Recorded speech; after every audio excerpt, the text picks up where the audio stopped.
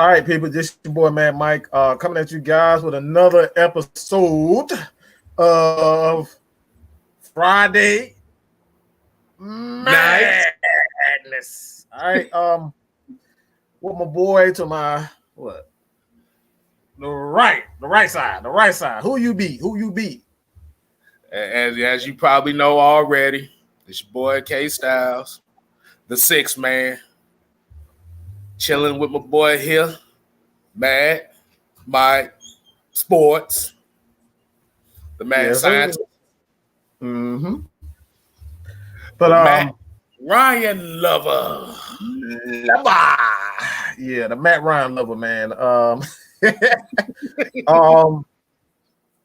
Get into let's do the no, we'll do that after. I got something to say real fast though. We'll get into introducing the people right after I say this. I think this is very important. And because like we typically don't speak on this issue because we get a lot of hate, but that's a common thing. But I think this is very important because like we have a platform that is diverse. Like we have it's people of all cultures, people of all backgrounds, whether you're poor, wealthy, it don't matter. Like we got a well diverse platform and a fan base. You know what I'm saying? We all just Falcons fan. We got Falcons fan, the Falcons UK.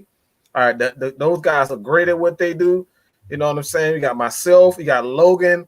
You know what I'm saying? At Rise Up Rundown, we got Lieutenant Dan. We got a bunch of people with just a multicultural, a multi-ethnic, just different personalities. The Atlanta Falcons nation in itself. You know what I'm saying? This is the reason why we say we are the nation, because we're all different in our own right. We don't have to share the exact same. We don't have to share the same narratives. We don't have to share the same, principles. But I think this is something that we won't give the person's name, but I want to make this clear. All right, I want to make this clear that we are not ESPN, okay? We are not ESPN. I'm not trying to portray anything other than who the fuck I am. And I excuse my language. I am me. So if my language, my body language, the way I come off, if that intimidates you, if you feel as though that your child can't watch our show, please, you won't hurt my feelings.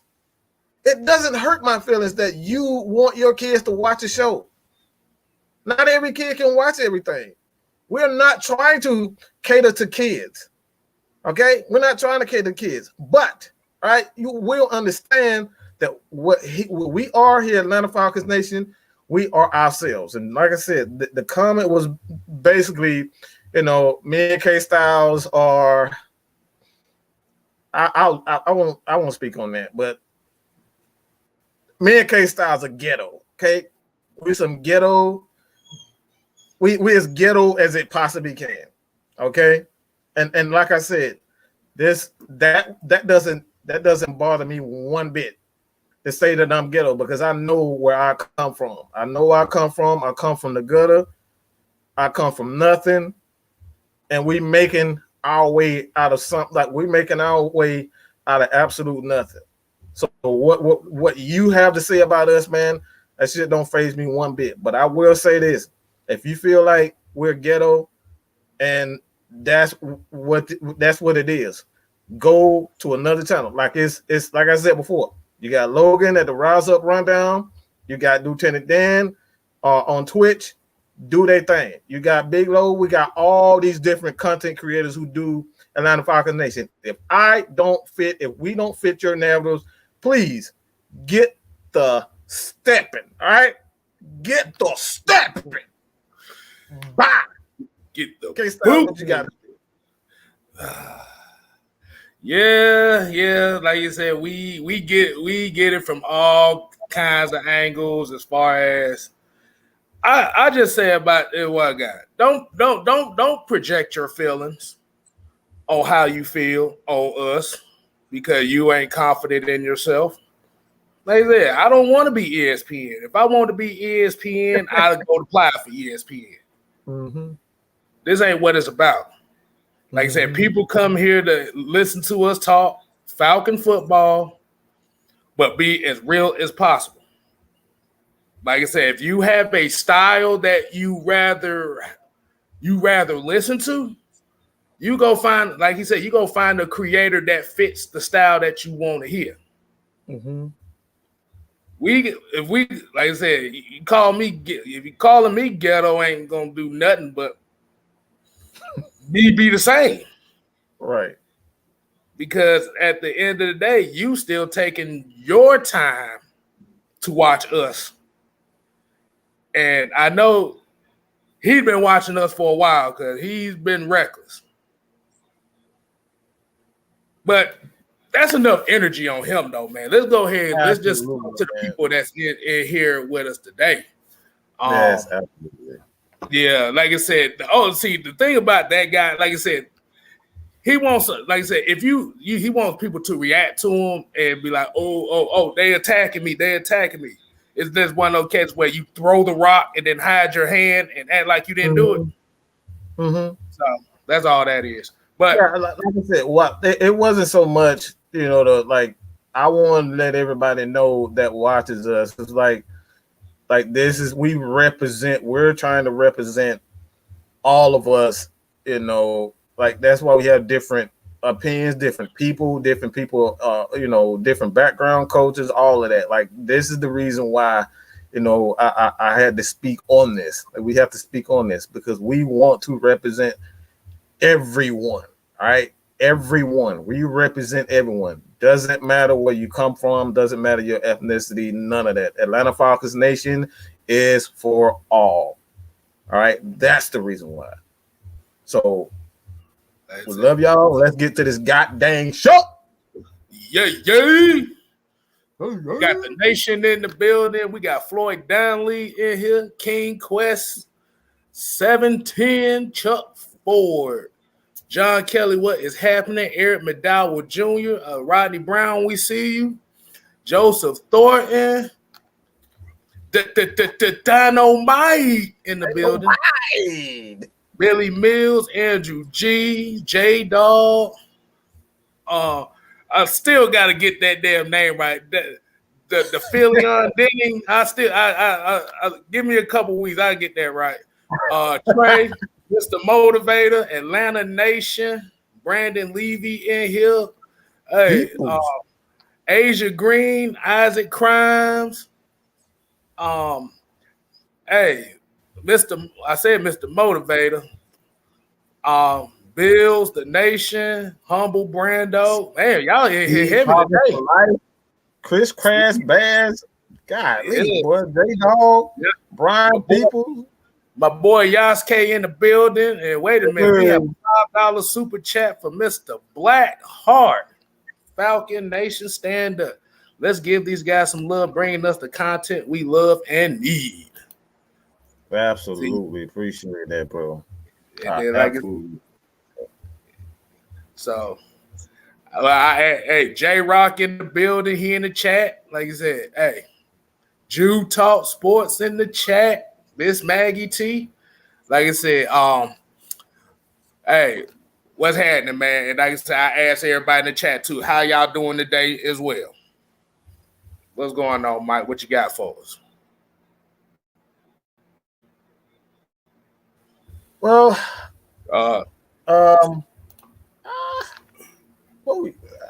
let's see what we get on first. Let's just get to one of the obvious ones. I thought this was kind of interesting, but Chris Lindstrom of all people is the one that's going to be introducing the second round pick. Chris Lindstrom. Like, what are your thoughts on that? Like, him being the guy, like not Matt Ryan, not Julio Jones, not a defensive, not Grady Jarrett, not Debo, but Chris Lindstrom. What did that tell you that you put him out there to be the guy to introduce the second pick in the draft? It basically just sounds like he's the future. So he's going to be one of those future pieces that's going to represent this new regime. Like you said, like I said, you could have used anybody else on the team, but and you also got to think he has a Twitch following too. So it's not just you got that Twitch following as well. So they're using it to bring in his fans, but also kind of be the face of this new upcoming regime. Because as we know, like with Matt Ryan and Julio Jones, it's really like a couple more years before you really have to pass it to the old guard. Right. So that's pretty much how I see it. I think this is encouraging for one, because like you looking for him to be one of the leaders, if not the leader, on the offensive line. And like he letting us know that that's his guy.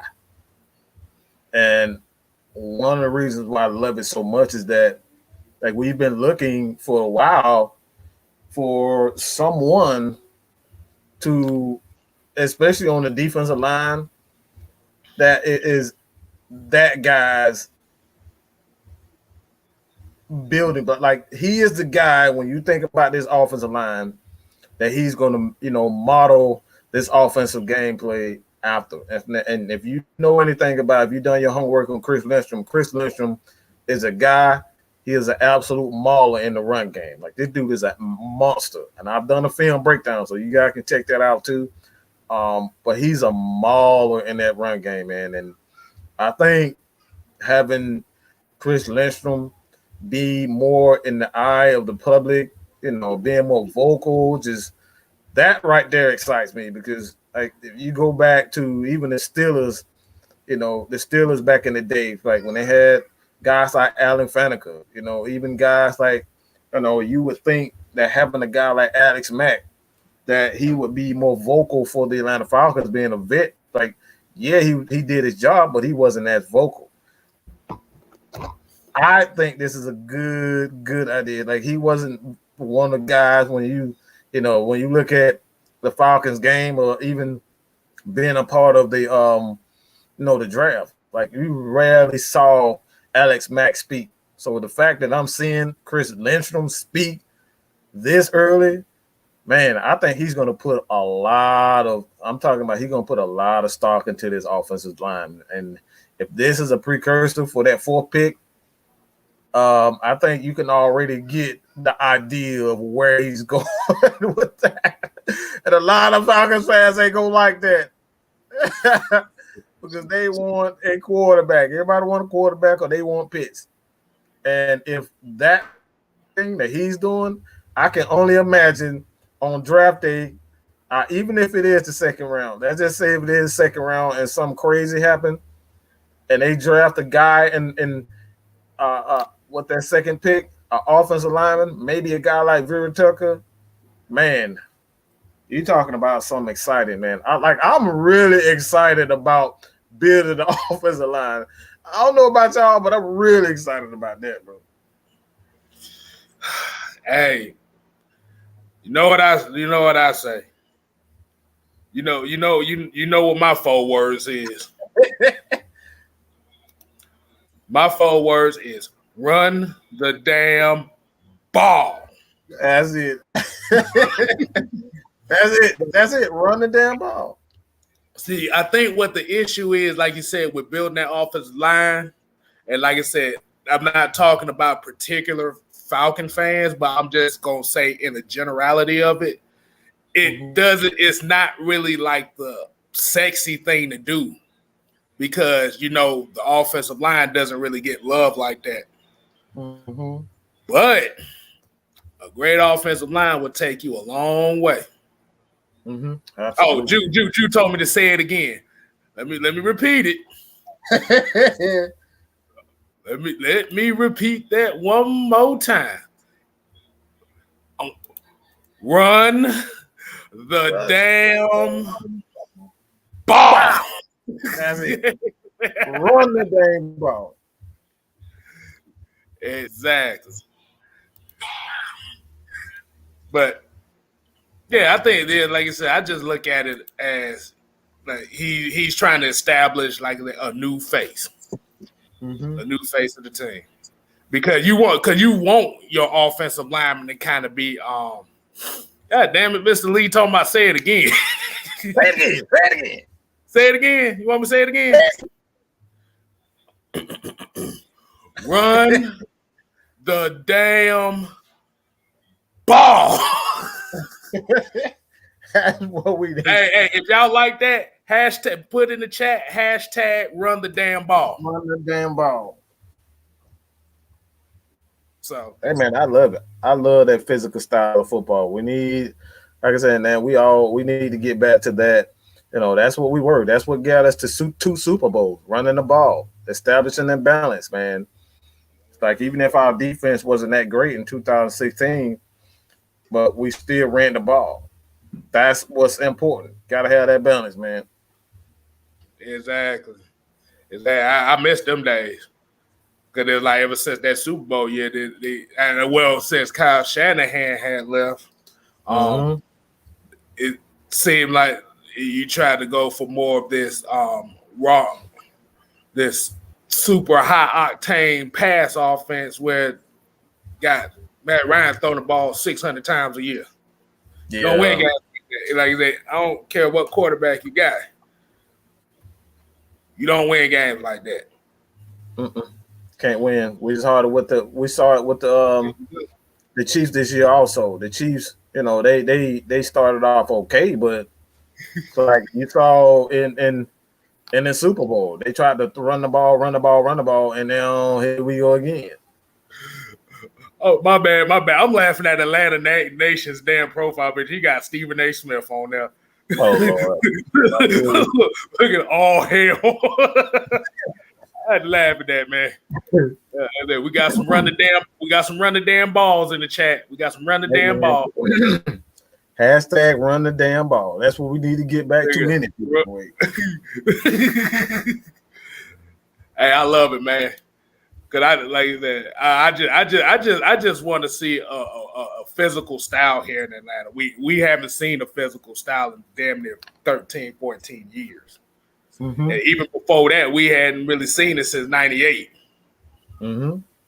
So I'm tired of like I said, I'm tired of selling tickets with throwing the ball. We need to be smash mouth. We need ugly football. Ugly football is what this game. This is really what the NFL is really trying to get away from. They don't really want teams to be. They don't want ugly football. They don't want ugly football. They want to get highlights, and that's why quarterbacks like, you know, Sunshine and Justin Fields, they don't care nothing about throwing the ball.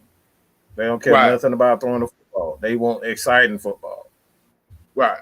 Deep passes. They want deep passes. That's why they, you know, allowing the quarterback to, you know, to get, you know, all these freaking penalties, and they're getting away with a lot. Like if you just touch this quarterback, fall by his legs, they throwing penalties, man. Like DBs can't do anything anymore. They can barely even touch it offensive, you know, wide receiver now. Right. Hey, Devon, what's going on, homie? That's the people's. He just tuned in to us. And I saw Sean Jones here as well. And Seiko Mo got a good point here. He was like, another reason because the offensive linemen have to have the most chemistry as a unit, and it takes time. Yes. Yes. And that's the most part. That's the most important part. Like anybody who seen me even back in the day when I was doing, you know, another show, I've always stated that chemistry is something that every team needs. Like you don't have to have the best athletes, but if you have chemistry first and foremost, you can go a long ways. That's the reason why the Baltimore Ravens are so good at what they do, even though their offense like is always near the bottom. Like this, you know, the bottom half of the league when we're talking about passing yards, like the passing yards, passing touchdown, and all that type of stuff. They're always near the bottom in passing. They're always near the bottom in passing. Why? Because the defense, the running game, the offensive line, those guys are always the defensive line, offensive line. They always have great chemistry. That's why they can, take a chance on drafting a guy like Lamar Jackson. Like nobody wanted Lamar Jackson as a quarterback. They took a chance on them, right? Because they got an offensive line and a defensive line. It's all about chemistry. So, offensive line is where it's at, man. Right. So yeah, because I know the news just came out that Baltimore just traded Orlando Brown. I'm about to say Orlando Jones. I'm about to say, goddamn, I've been watching the replacements too much. Orlando Brown to Kansas City. Mm-hmm. They said Kansas City gave up a first and a third and some other shit about that. But I like. You say you like that? I like that. I mean, like I said, Orlando Brown. If anybody seen Orlando Brown's dad play, he played just like his damn dad. He nasty as hell on that offensive line. I think it was just an issue that he just didn't want to be a Baltimore no more because I guess with that offense. Yeah, it's the offense, but he felt like he was a franchise left tackle. Like he felt like he was the guy. He's trying to get that bag. Like he's trying to be the left tackle. They wanted him to play right tackle, and right tackle don't make as much money as the left tackle does. So he wanted that money. Okay, yeah, because for most people that probably don't know, the right tackle is like really the most unappreciated piece on the offensive line because you're not protecting the quarterback's blind side. But you're in lead charge of the run game as well. Right. That's another thing too. But he wants to. But I want to talk about something, Mike. I want to get your opinion on it. This new NFL uniform rule that got these players pissed the hell off.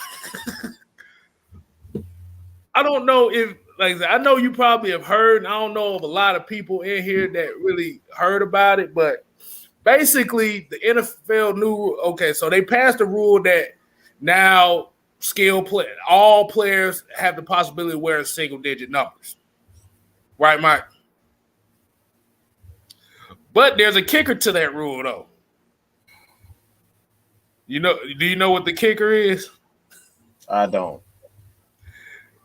They said in order for players to switch their numbers to single-digit numbers, they got to spend their money and buy all of the stock of their old jerseys before they can do it.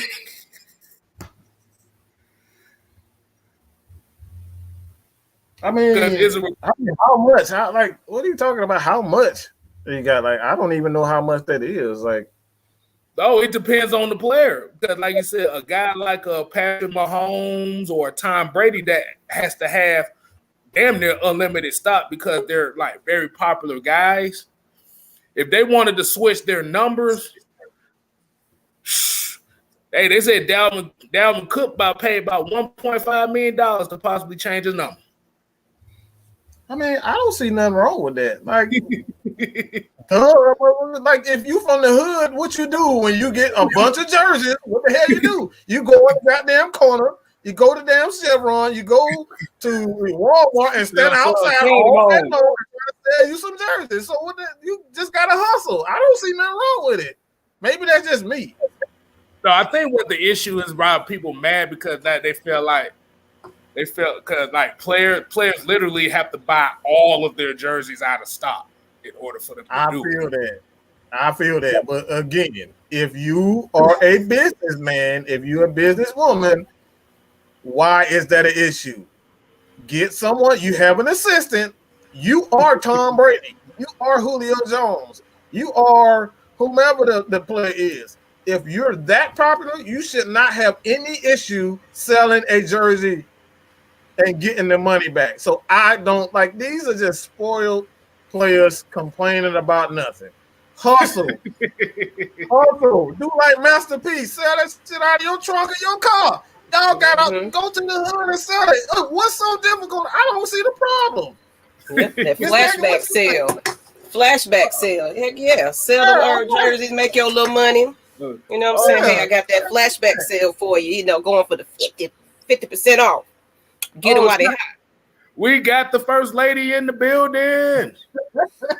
What's up, Joseph Thornton? Cousin, how you doing? And apparently, I know Mike went on a jump the gun. I wanted to be on doing your speech. Oh, so okay. I just wanted to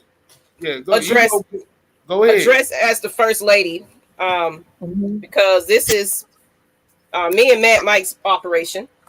Mainly myself behind all the producing scene, so we see all the comments. Don't think that your comment got ignored. You know, we see it. You definitely do. But one thing I like about our audience, what I respect about them, they're in the chat as well, just as much as us, where they we're having a good time, people. We're not here to fit nobody's narrative of what you want us to be. You know, like Mike said, if you don't like it, find someone else channel that meets your agenda or whatever you want. You know, I'm not going to sit here and be, you know, suit and tie and boring. We don't want to be boring. We don't want to be. We're not. AFN is not what you. We're different, and that's just what it is. So, the narrative about the ghetto-ness and everything else, maybe it doesn't fit your narrative. We apologize for that. But, you know, that's why we represent the fan, for one thing, because we are real people, just like our fans. So calling us ghetto is calling somebody that enjoys this show ghetto as well. So to me, that's a hit at everybody else that watches this show, subscribes to this show, appreciates this show. It's not a personal attack on me. It's a personal attack on our fans. You know, right. So that's how I feel about it. If you don't like it, you can move on. And that's what I wanted to do. And yes, no fact shit. Take this is ATL Nation. Thank you. You know, like I said, they don't want to sit here and watch us talk about. Do you have any Grey Poupon? But Matt Ryan is a damn good. No, they want some emotion. You think Plumpets? Come on, that's how we do. Give me a beer, goddamn. Give me a goddamn beer. Give me some Hennessy. Let me smoke a blunt. You know what I'm saying? You know, because guess what? Speaking of Hennessy and blunts, and people give Shannon Sharp so much flack about they love him. But there's a lot of people. That man will light up on the show and not care and be, what up, Skill? What's up, Skill? You know, he be on there ready to go. And guess what? That's who I admire, because he's being who he wants to be. Regardless of what everybody else got to say about him, he gonna say whatever he gonna say out the mouth. This man is a genius. People put him in memes and everything. You know what I'm saying? He's a marketing guru for me. I'm loving what he's doing because he's being him. So we are going to be us regardless of what, you know, if you don't like it, you can go home. He be talking about eating edibles on the show and shit. He don't give a damn. He's from Georgia shit. Yeah, Georgia boy. Hold on, we gotta get to this $5 super chat. He said, autograph them jerseys. They can really come up for real. And like you said, that's the thing. Like I said, treat them like throwback jerseys. Hey, got a whole bunch of them. Shoot, if you a damn good player too, and you change your number, them mother is going to buy that. Yes. But, you have to write the nation and like his comment. You know, exactly. You know what I'm saying? You can't take the ghetto out of people. You can't take the, you know, where you come up from out of people. They just know how to act the way that, you know, you should be acting when there's, you know, time to act the way you should. You know what I'm saying? Like, you know, in class and standards, it is. It does not mean that someone ghetto can have class, you know? See, here's the thing. When certain people, like, people don't really use the word ghetto like that. The only people that use ghetto are people that don't like this. That's all I'm gonna say. Them the only people that use the term ghetto. But we're for everybody, man. Is that I actually saw a comment too, and it's not Joe Sosa said, if you don't like it, swipe right. Bam, swipe right, swipe up, whatever. That's it. Like I said, if you want to go, if you gonna want to watch Peppa Pig talk about the Falcons, go right ahead. I said, hell, Skip probably be with him, Kstlyz. So I don't know what you said, bro.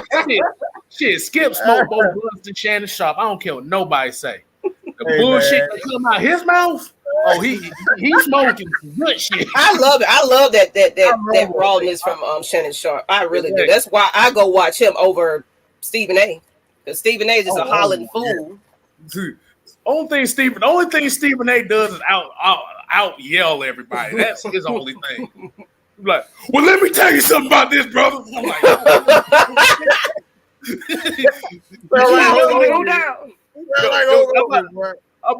I'm about to say, you keep yelling, boy. Your hairline already close to the Maurice White side of the games. God damn. Yeah. Y'all go ahead and talk. I'm gonna bring up a picture of Maurice White so I can let these folk know that who don't know. So, and I like how y'all revealed the whole, draft background. I guess we just go ahead and just give them that. Yeah, we're just gonna get it. It's coming because it's coming. I guess this is our announcement that the draft show, because everybody's still asking after we don't said it over and over. Do my Stevie Wonder and over again. Over. Sir.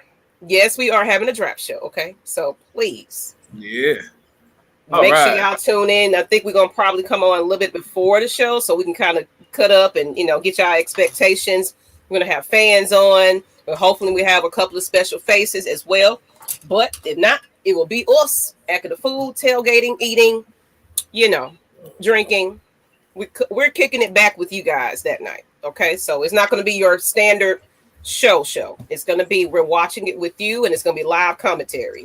So put it in the mindset of that, and then of course, we have some special guests that want to say some things. It can be some gems coming through. So you never know. You never know. Hey, I'm about to say before we get to whoever's talking, this is why Stephen A. Smith be yelling so much, because eventually down the line he's gonna be looking like this. Still shouts out to Maurice White, one of the greatest guys of all time, but that hairline ain't hitting on shit. Let's just be honest. That hairline ain't hitting on shit, and like I said, Stephen A. Smith. Somebody said Max Kellerman is just as bad. Now, Max Kellerman he's manageable. So whoever that guy on First Things First, Nick, whatever the fuck his name is, ain't hitting on shit neither. Because there ain't nothing but a bunch of yelling. It's like I said, I don't think y'all be wanting to watch a damn show if one of us is sitting here out yelling everybody. Everybody laughing now. And Jarvis, there will be giveaways for the draft show. We definitely got that one for the Matt Ryan's fault contest. I was gonna pull a couple of fans from that, because it really wasn't a competition. I just wanted to see the funniest, funny stuff. So I was gonna give away a couple of it for those, and then we might come up with one more contest. You never know. We never know. Maybe another Matt Ryan, contest. We'll do that one day. Okay. Oh Lord, we about to get Devon started. He talking about we roasted Stephen A. Smith. Don't let his ass get started. For the love of God. Stephen A. Smith. Hey, I'm about to say we're gonna do a contest tonight. We want your funniest Stephen A. Smith joke. Okay. We want your funniest Stephen A. Smith joke. So tonight is the funniest Stephen A. Smith joke. Now I'm gonna have to go back and watch the screenshots. But we definitely will have it for the draft night. Let's see. That Speed Falcon for Life is kind of agrees with all of us. He said he just done with these mock drafts. He just ready for the damn event altogether. Oh my God, Absolutely. yeah. I'm so sick of it. I'm so sick of it. I'm so talk about we just been. It's like it's the song that doesn't end.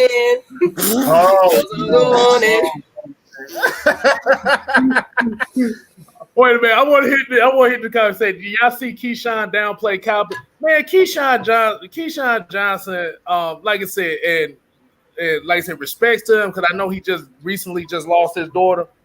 But this is the same guy that said that Michael Thomas is better than Julio Jones. Yeah, because this slow ass.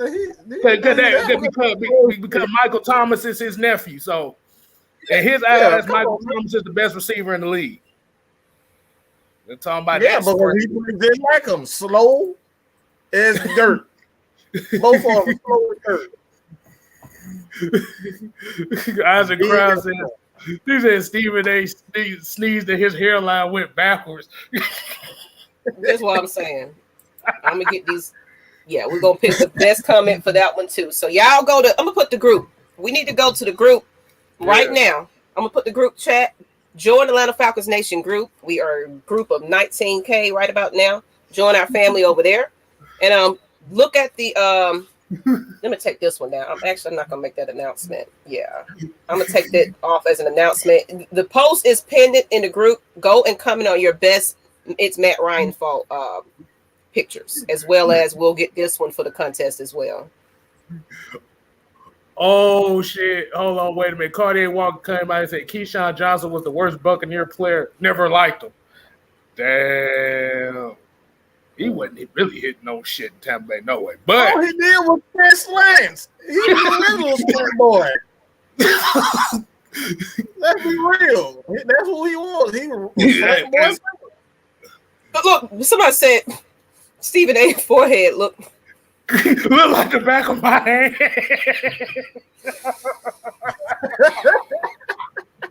Wow. He came with another one. I think Devon that held this one back for a long because he came with another one. He talking about hairline backed up like Atlanta traffic. Somebody said his LS says his forehead shaped like the back of Tills. Brian Peoples. Moving on up to the east side. Yeah, he does got a 1979 damn sitcom hairline. He does. Yeah, he on the James Evans side of the game. Shit, for real. Oh my goodness. Man. Y'all tripping. Quinn Will said he looked like a real life Sour Patch Kid, except he's always sour. Oh my goodness. I know he don't get no happy. Oh my goodness. Oh my goodness. Backed up further than the NFL goalpost from back in the day. I got there. Hold on. What Cartier Walker talking about? He said, wait a minute. Everybody just sitting here just laughing at everybody. Hold on. He said, it isn't Friday Night Madness, so we really on the fly today. Yeah, Michael Thomas over like the Aints franchise. Watch how humble he be. Oh, he about to be real humble. Like he said, you ain't got a Hall of Famer throwing you the ball. It possibly might be it might be Taysom Hill throwing him the football. We're gonna find it. Taysom Hill or Mr. 30 for 30. This dude said Stephen A. Smith looked like Junebug. I bet you Stephen A. Smith do the Junebug challenge in his house every time he leave the show. Hold on. Sean Jones said Stephen A. Smith talks so loud that he can make the death game they hear back. Lord have mercy, boy. Y'all crazy, man.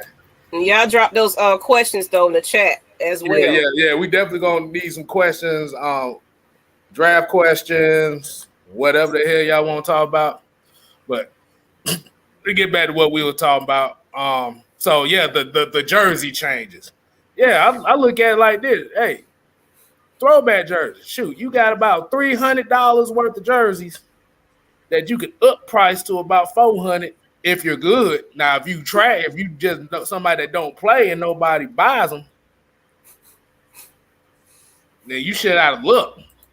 Even they need to find LeBron's barber and bring his hairline back. Hell, LeBron's damn hell, him and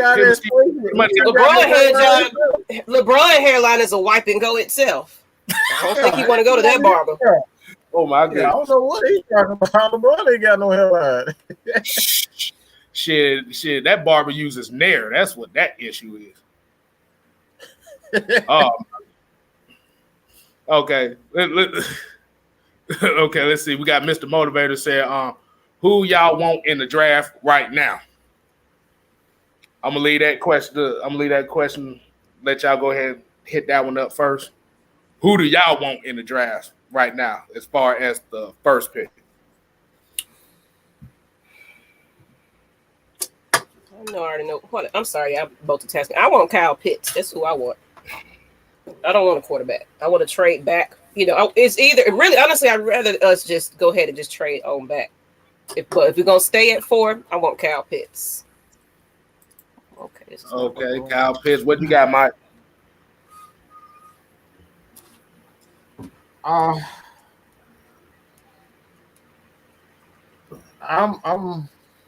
gonna second that.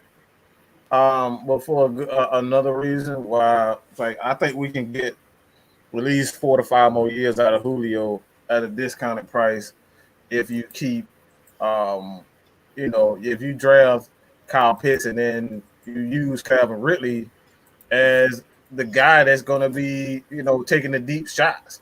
Like, he's the guy that's going to be taking all the deep shots. You know what I'm saying? Like, Calvin Ridley is going to take over where Julio left off. He's going to be the guy that you lean on to go deep and make the big plays all the time. Like, now Julio can just really rest and just destroy everything in the middle of the field. He's already Julio.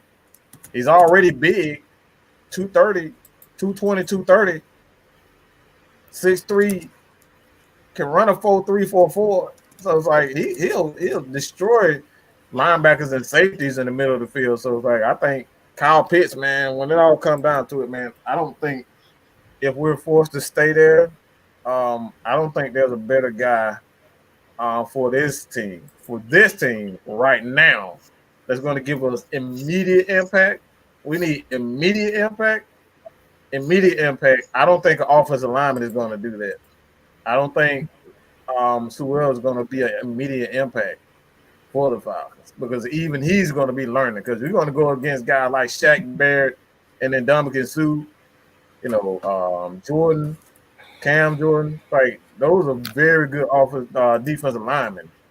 Those guys can get after the quarterback. So, like, I think right now, for instant impact, that's Kyle Pitts, man.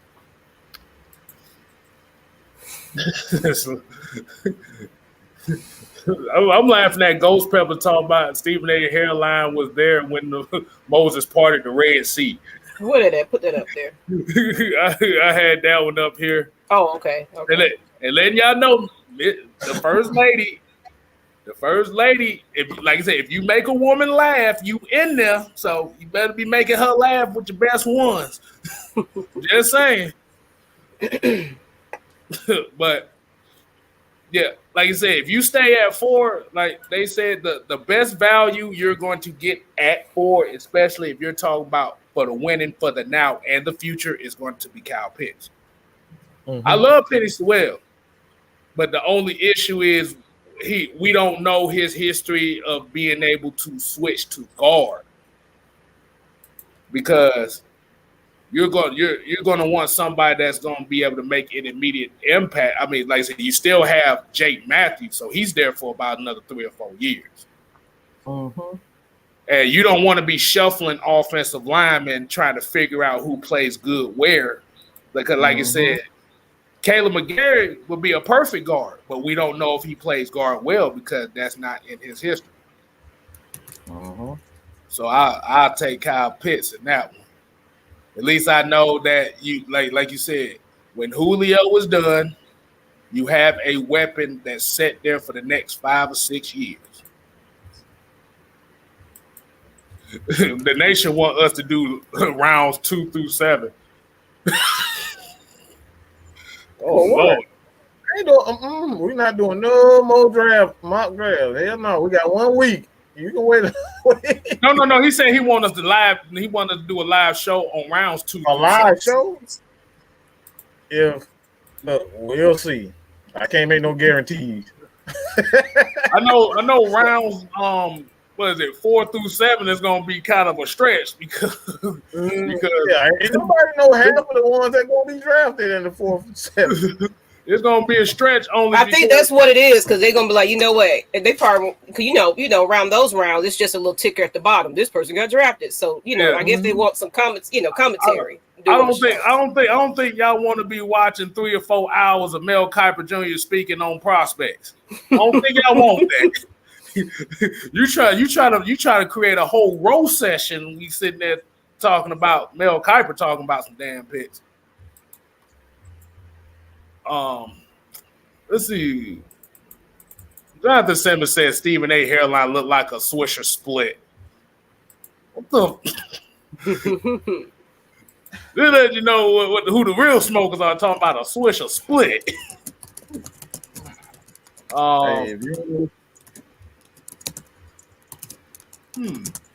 What do you think about this question, Mike? He said LS said J.C. Horn is better than Patrick Surtain Jr. Do you think he's better than?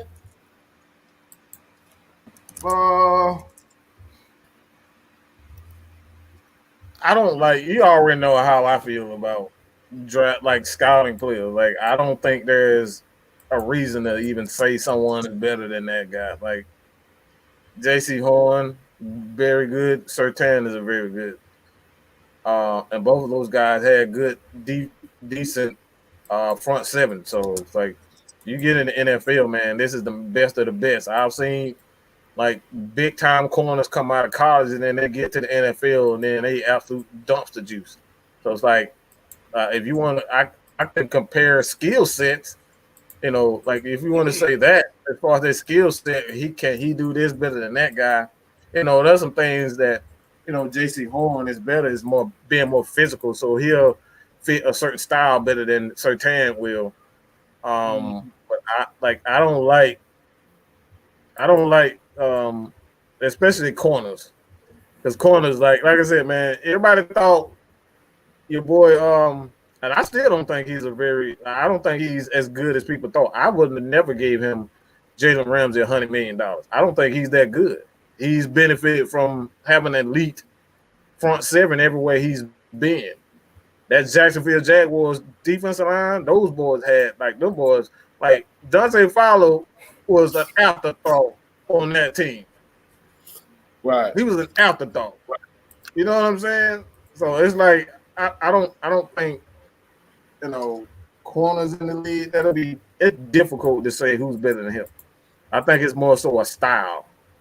I think J.C. Horn will fit our style more so than Surtain will because he's more physical and he playing in we're gonna be playing Dean Pease, and Dean Pease is going to send people on blitzes. He's going to be asked to tackle well, so I think he'll fit better there. But I don't think he's. Yeah, I don't like saying that. See, I think with J.C. Horn, like that he has that it's basically like good old dad. He talks shit. He like to get in people's head. That's kind of his game. And like you say, he's physical as well. So he's kind of got that extra to him than Patrick Surtain Jr.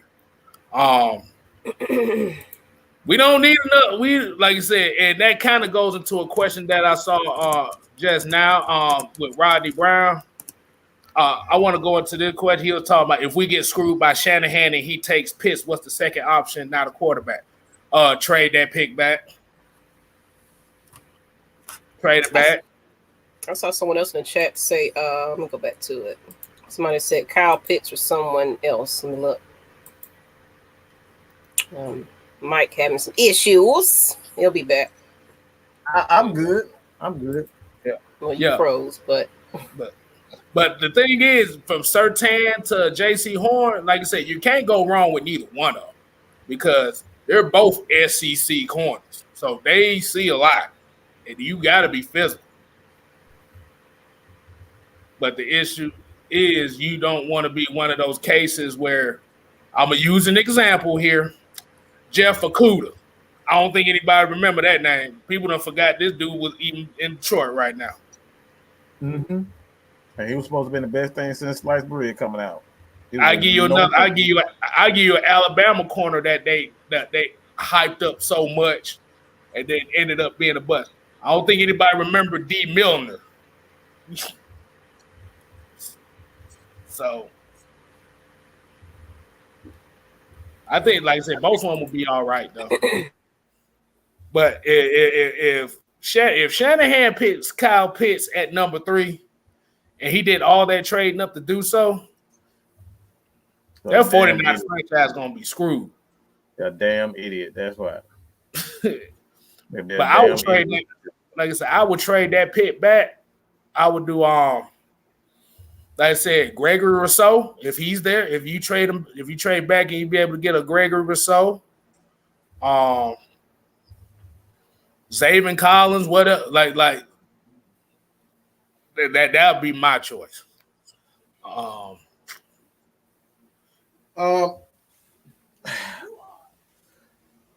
I'm not drafting any linebacker, and like I don't. If it's not an outside linebacker who can get after the quarterback, it's a waste of our time because we already got 3 good linebackers as is.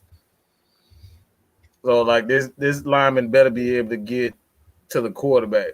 Like if he can't get to the quarterback, like again, that's a waste of our pick. It's a waste of our time. We already got 2 linebackers who can get after the quarterback. I mean, who can cover. We already got that. We got 2 guys who can get after the quarterback. So who can cover. And Deion Jones and 4-year-old Coon. So it's for me, that's a waste of a pick. Bringing a Zaven, even though I think he can do everything, but does he really have the body to be an edge rusher, a consistent edge rusher? That's the thing. Could I about to say what I would do if that was the case with Zaven Collins, like I said, that would be kind of one of those moves where because you'll pretty much be setting up Michael Walker to be the replacement for Dante Fowler. That would be the setup there. Now, if it's one of those cases, like I said, if it's one of those cases where if you are not confident that Deion Jones can get the job done as far as being consistent, then that would definitely be kind of like where you would do a Zaven Collins, because he would be kind of like one of those guys that would be able to do the dirty work and let the other middle linebacker run free. Well, that's what I would. I feel you, but that won't be the case because they just restructured Deion's contract, so that's out the window. So if essentially what you would have to do is trade for your Olakun, because he's gonna garner some money, and he's gonna want his. Like I think he's on his last year. I think he's on his last year of his contract, so he's gonna get paid, whether it's for the Falcons or some other team. He's gonna get paid. So if you feel like Deion is your guy, which they, in my opinion, I think they feel as though he's the guy, because you just restructured his contract, so you just push money to the future. So like at this point in time, I think they feel like they already have their middle linebacker. It's a question of not if they feel 4-year-old Olakun is going to be a guy that they can re-sign. Then if they feel as though that 4-year is not their guy, then they're going to draft a guy like Zaven Collins. Okay, so pretty much, so it'd be pretty much the right idea, the wrong guy. Wrong guy. The wrong guy.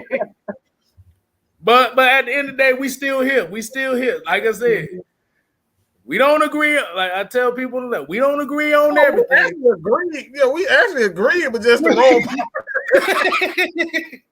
part. But yeah, like for me, like if it's not that, like you said, Ozolari, Rousseau, or like my personal opinion, like you said, just trade out the first round total. You could pick up a Quincy Roach, Kawhi Payne. It's so many damn pass rushers. I was about to say Kongwu, but I was like, nah, wait, that's what I meant to say. yeah, I don't know how to say that, dude. Look, there's so many damn names in this draft that I don't know how to pronounce a lot of them. Yeah, like Evan Thompson said here, like the next year, like this draft and next year's draft is gonna be loaded with defensive players. Let me say this too. Let me say this about the draft, like this draft, and people saying that this draft isn't a very good draft. It's a deep draft, but it's not a very good draft. I totally disagree. For this reason why. For this reason and this reason alone. When you got a defensive coordinator like Dean Pease, like Dean Pease is salivating over this draft. Why? Because he don't need a bunch of superstars. He get this shit done. He get it done with his brain, knowing how to get people open, not how to use what they got. So you got guys like Gregory Rousseau, like this dude's salivating over Gregory Rousseau. Why? Because he got long arms. He can play. He can play in coverage. He have good enough health to play in coverage and zone blitz, zone blitzing and stuff like that. And again, long arms. He can close. He got a good first step, and he's just a physical specimen. So you get a guy like Gregory Rousseau, you put him with a guy like Dean Pease. You got a guy like Micah Parsons, like he's another guy, like he's a physical specimen. You know, you got guys like, you know, Moreau, the safety. You got the safety Cisco, you got Richie Grant. You got so many players like this, like for a real coach, and I'm talking about a coach that knows how to get the best out of players. They're salivating over this draft. This is one of the best drafts for great defensive coaches. But if you want to know damn coaches like Dan Quinn who just need that one special player or two special players, this ain't the draft for you. Holland is another one. Like he's another one of those guys like that's very good. So like if you're a sorry ass coach, this ain't the draft for you. But if you're a good coach, this is the perfect draft for you. This would be the type of draft. This would be the type of draft that if we still had Smithers as the GM, you would have a chance to get Gregory Rousseau. This him and Dan Quinn will pick up a Bubba from Walmart Institute just because he looked good at the Senior Bowl. Like, nah, bro. And like I said, and I kind of give a fault on that because the media is not showing the media, like you said, the ESPNs, the basically all these like big major outlets. See, they're pushing the identity of this draft to these four quarterbacks. If you ain't got one of these four quarterbacks, you failed in this draft. Yeah, exactly. And I'm sitting here looking at it like, dude, we putting all this emotion and all these thoughts into this first pick. Bro, we got 7 more picks after this. What are we like, what's the plan? Because if you listen to the Mel Kiper Juniors and the basically everybody at ESPN, the only picks that matter is the first 6 picks of this draft. Everything else is like washed away in the water. Mm-hmm. So it's like, dude, it would be so messed up if they hyped up these quarterbacks and none of these quarterbacks end up worth a damn in the NFL, and then what's gonna happen? Then a boo-boo the fool gonna feel like a fool. It'd be like, damn, now we set back for the next 5 years. At Chicago, they hyped up Mitchell Trubisky and Deshaun Kaiser in that draft as the 2 best quarterbacks in that draft. Who ended up being the best quarterback in that draft? That's Patrick Mahomes. Patrick Mahomes. Again. Deshaun Watson. Everybody, and those are quarterbacks that they wouldn't hyping up like that. But they was hyping up everybody else. But they talking about, this guy and that guy is better. You know what I'm saying? Like, my thing is, like, this is what I always say. Y'all get so carried away about what a guy did in college. I don't give a flying about what they did in college. How I draft them, how great defensive coordinators, offensive coordinators, great coaches, they are concerned about what you're going to do, how you're going to fit in with your teammates. That's what we need to focus on. So we got all these guys to say, oh, he's better than this person. He's got like Andre Cisco. I hear you, Alex. Andre Cisco is not the best. He's not the best safety in the draft. He don't need the damn beat. He doesn't need to be the best.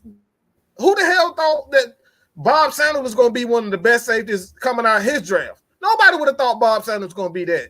A whole 5'8", 5'9", and this dude was wreaking havoc in the damn and his time with Baltimore.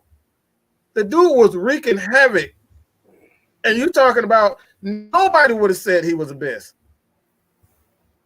Right. What about Thomas Deku? Thomas Deku coming out, nobody would have thought Thomas Deku was going to be as good as he was in his time when he was good. You know what I'm saying?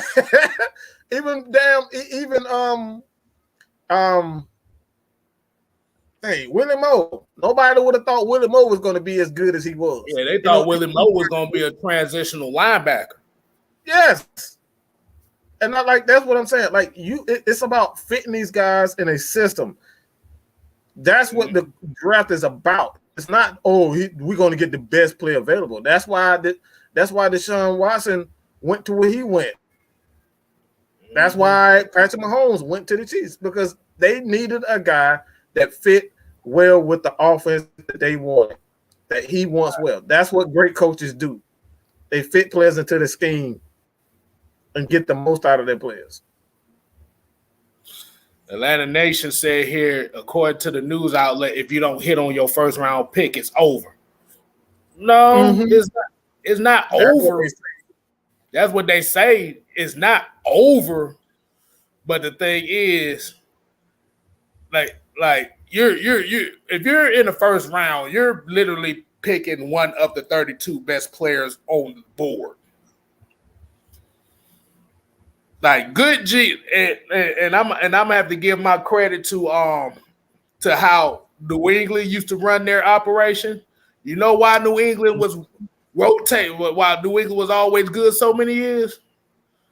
Because they didn't worry about the pressure of picking in the first round. Because they always traded their first round pick. I think they said I think the last couple of years is like the first that was like the first time they drafted in the first round in like damn near 15 years or something like that. I could be wrong, but yeah, you're right. I think that's along the right idea. But like I said, it looks bad as far as your decision making on the best players that's available at that spot.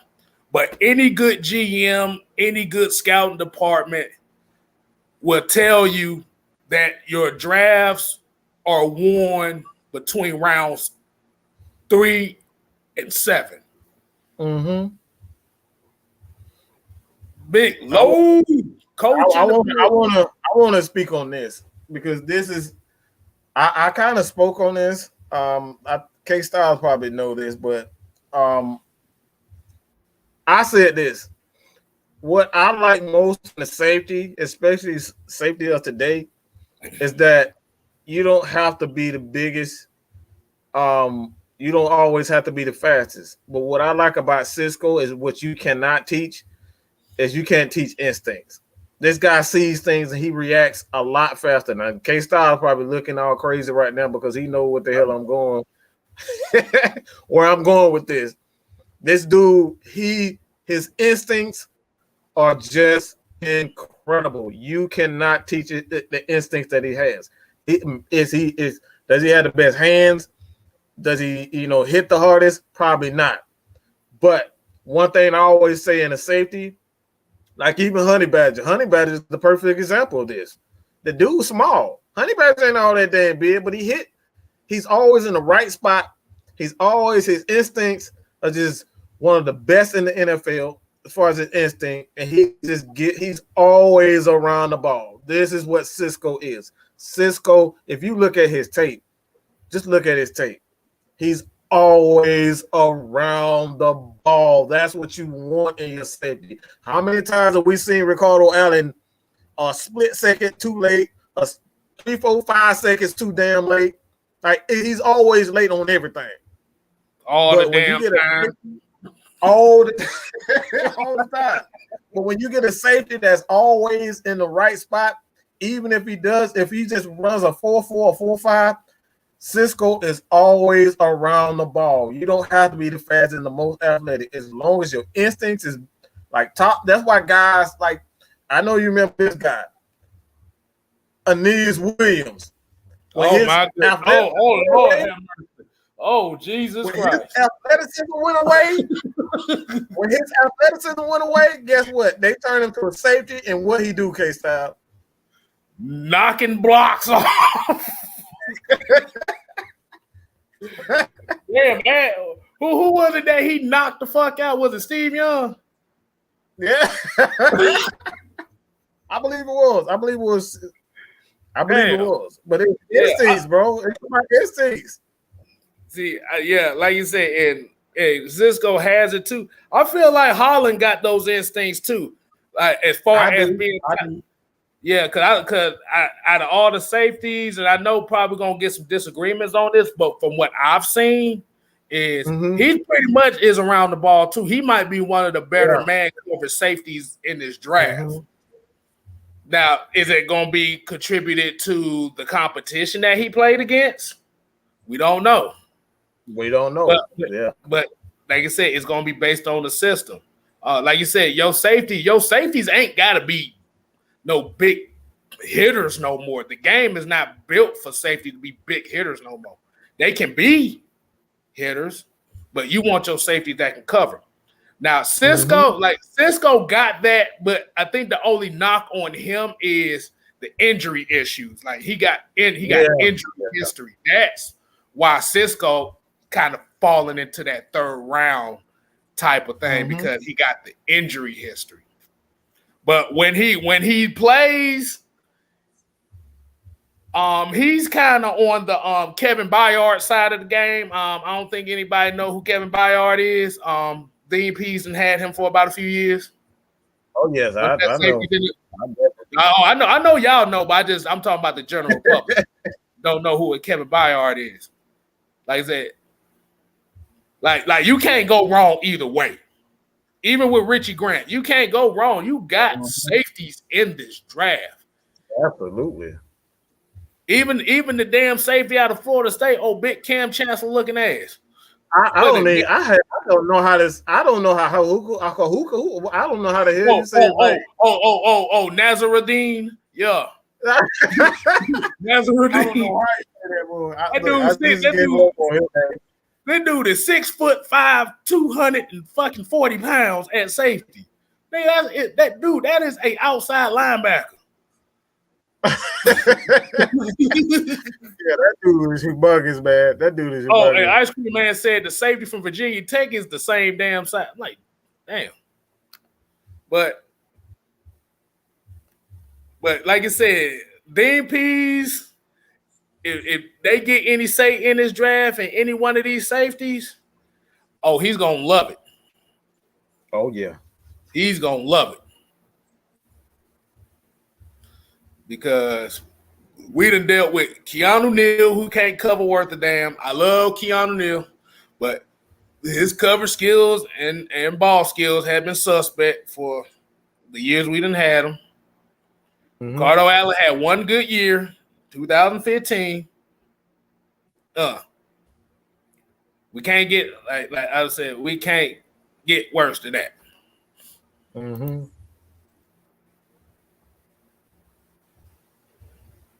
about to say, you want to go ahead and get some fans on here right quick? Let them get a chance to speak their mind. Yeah, I think tonight I feel generous tonight. I think I want to try. Why not? Yeah. They've been asking. So let's go ahead and make this a special Friday night madness. We're gonna get in here and have some fans on. So one thing is there's a time limit though, so don't be going on here like you finna be on here all day. Just a couple of minutes, say your piece and jump off. All right. This is how we're gonna do it. So I'm gonna drop the link in the chat.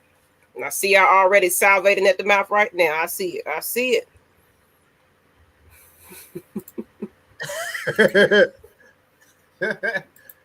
Look at them. Please. Come on, please. Come on, man.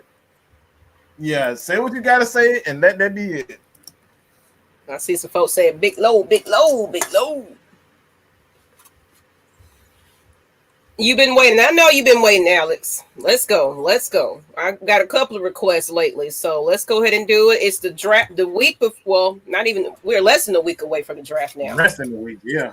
So let's get in here and get excited. I want to hear who your picks are and everything. We got Bucks Skull Gang. I see him in the chat. Okay. We got a non-Falcons fan, but he is a regular. John Kelly. Okay. All right. So, well, Bucks kind of jumped off. So let's see here. We'll start it off with John Kelly, and then we'll get in with whoever else jumps on. I saw Bucks. So we got other fans coming on. How you doing? How you doing? I'm doing good. How about y'all? We love it. So, I'm gonna start off with the number rule. Listen, I like Tom Brady, and I think he's the GOAT, but I think he needs to keep his mouth shut about the rule change. I mean, not everything's gonna go your way. I mean, let it go, Brady. If you're the GOAT, you need to adjust to the numbers, buddy. Not every call is going to be rigged for you. I mean, listen, I like Brady, so I mean, it pisses me off when he kind of. I mean, go back when the Falcons played the Buccaneers in Week 17, and the referee moved the ball a yard for a first down. Do y'all remember that or what? I remember it. Yeah, where the ref just moved it a whole yard. Because there's footage of that, so it's hilarious hearing. I was actually screaming at the TV when I saw that. Oh my goodness! Don't remind me. Do not remind me of that game. So I'm not trying to. I'm just trying to make sure you know that Brady is getting a lot of breaks. So that's one of the reasons I'm getting. Brady been getting breaks since 2001. Let's be real. Yeah. Talk about a tough rule. That made up a whole rule. A whole rule that ain't nobody implemented since 1925, and all of a sudden it just came back into play. Really? But my thoughts on the draft, I think 28, I don't think either. I think Farley and Horn will be both taken by then. One of the thoughts is that I think the Saints trying to think if they should take a wide receiver at 28 or if they should wait till 60 to take a wide receiver, because I was thinking they should take somebody like Newsom at 28 and then somebody like De'Ami Brown at 60 as a wide receiver. Okay. Damn sure. But like around the 115th and 133rd pick, I believe, I would take linebackers over there, to be honest. I know you probably tired of seeing slants all day. What's that? I said you probably tired of seeing slants ran all day. You want some variety in your routes, right? Yes. Yes. What about a guy like Waddle? I think Waddle is perfect for the Saints. Like Jalen Waddle would be perfect. I think he'll be taken by then, though. Okay. But here's my plan. If Terrace Marshall falls to 28, I would go for the bait and take him at 28. But if he's taken by then, if Terrace Marshall, J.C. Horn, and Greg Newsom, no, not Greg Newsom, but Caleb Farley have been taken by then, take a corner at 28. Okay. Well, so some people dropped off. So John Kelly, we're gonna go ahead and get someone. Guess I see LS right here on the chat. Go ahead and plug. Does that mean I need to get off so I can get them on? Yeah. Go. Yeah, I'm about to say, go ahead and plug what you got going on, man. Right, we just try to keep it kind of short and sweet to give everybody a chance to kind of have their time a little bit today. So all right, thank y'all for hosting me. I'm gonna get off. All right. John Calley got the same channel for the Saints fans that's in here, so y'all make sure y'all go check him out. Get All right, we got LS up front. Buck Skull Gang, I already called you up, so I'm gonna get you on. I hope you got everything's good for you. So I'm putting on Skull Gang because he was already first. What's up? And after that, LS, and then what's up? Brandon Levy. What's up? Levi. Go ahead. Good. What's up? How you doing? I'm doing good, man.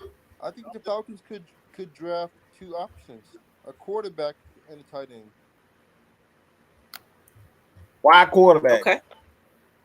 Why quarterback is that? People think they could move on from Matt Ryan. They can learn from Matt Ryan. The quarterback could learn from Matt Ryan, maybe a year or two.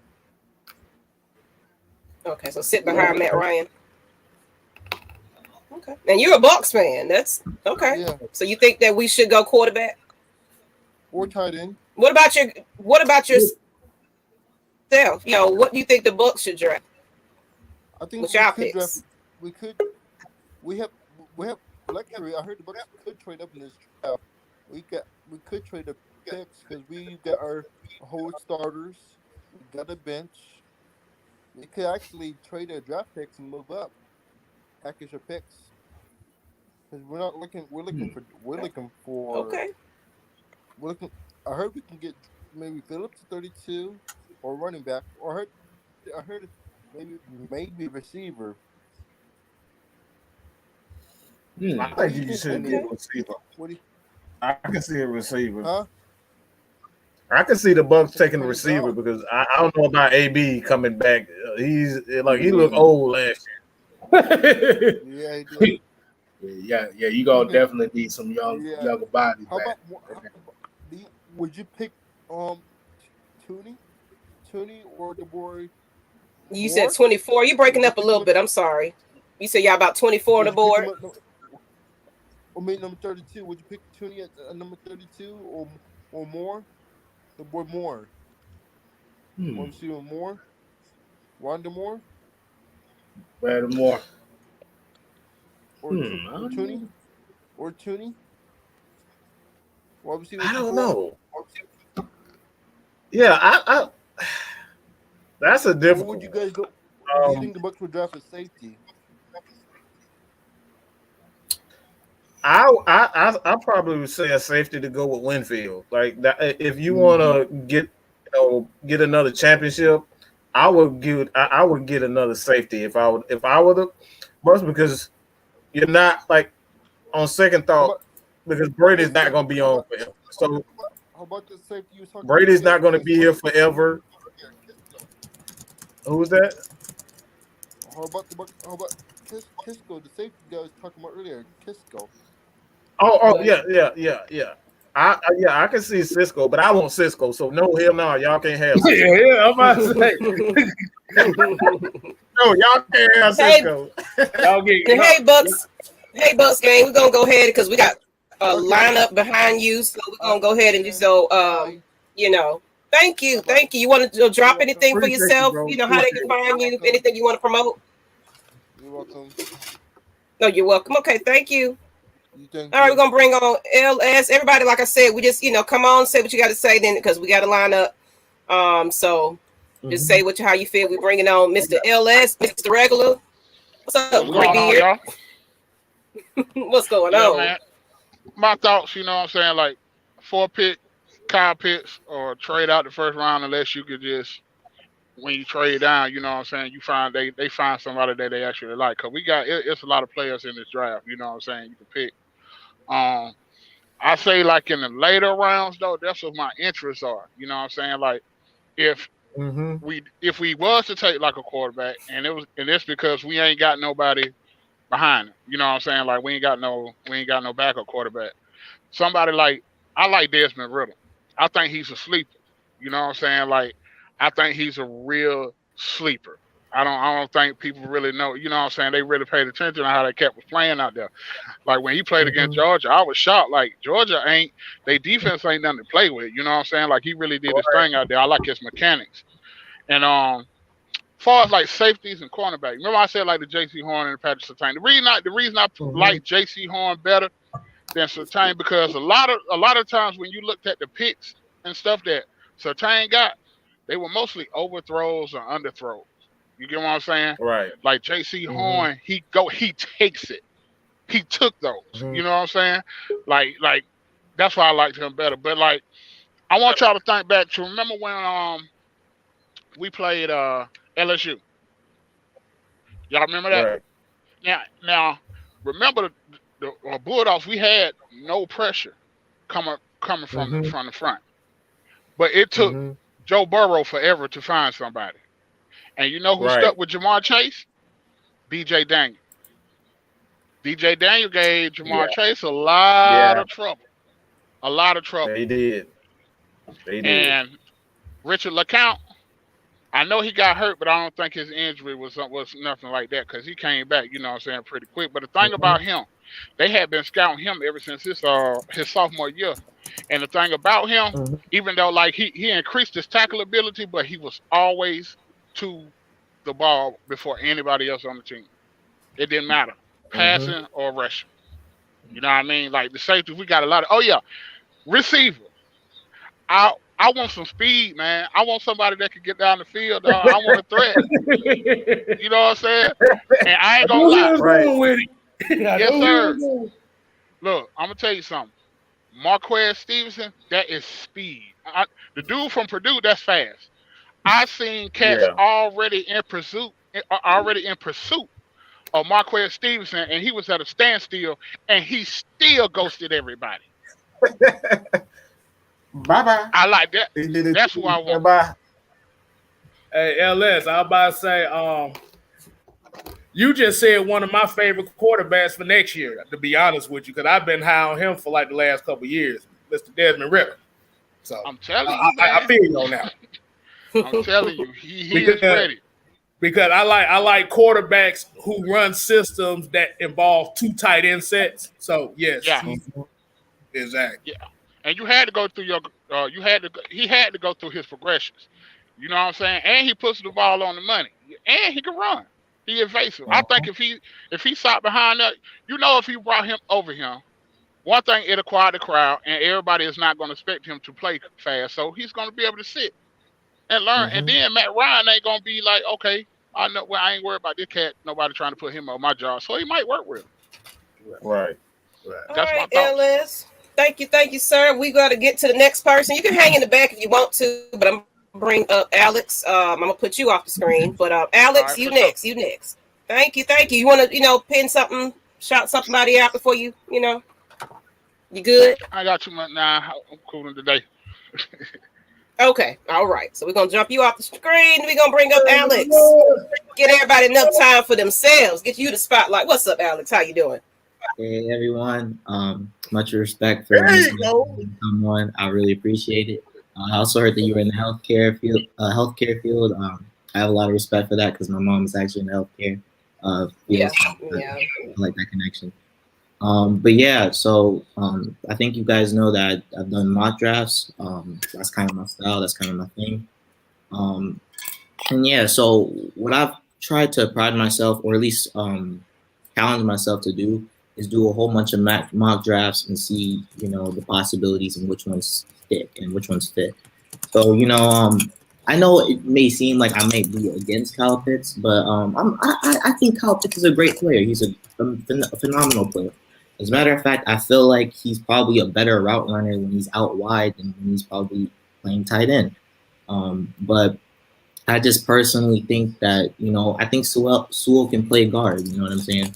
His hand technique is unconventional. He actually puts his hand outside instead of inside, which makes me think, he can play guard. And then on top of it, his athleticism sometimes stops him. He stops pressure and sacks from happening, which makes me think, he can play guard.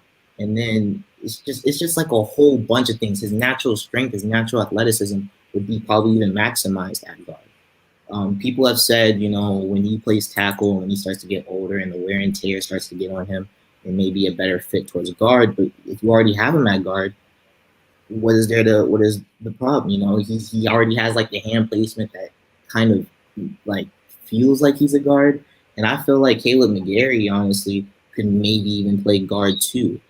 And so I feel like if he gets time, then we have weapons. We have Julio Jones, we have Calvin Ridley, we have Russell Gage, we have Hayden Hurst, who we haven't seen him being a true tight end one, but I feel like if he's trained more as a wide receiver, we get like a sleeper like Trey McKitty, who is a versatile tight end who can probably play a little bit of H-back, maybe play in the tight end, maybe not in the slot or out wide, but there's another tight end now. So like for that, if you want to draft another tight end, which I think that might be a little bit much, but I think that there are a whole bunch of avenues that you can go. And let's just say we do take Kyle Pitts.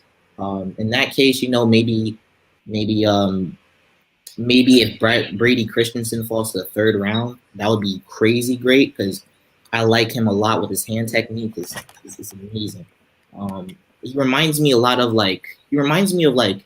won't say Mitchell Schwartz because he's not at that level yet, but his hand technique is good, and sometimes it's just his athleticism. Now, I don't know if his hand technique is ready for guard, but I think his hand technique is just great from a pure like pass protector standpoint. And left guard, is where you have more pass protecting responsibilities.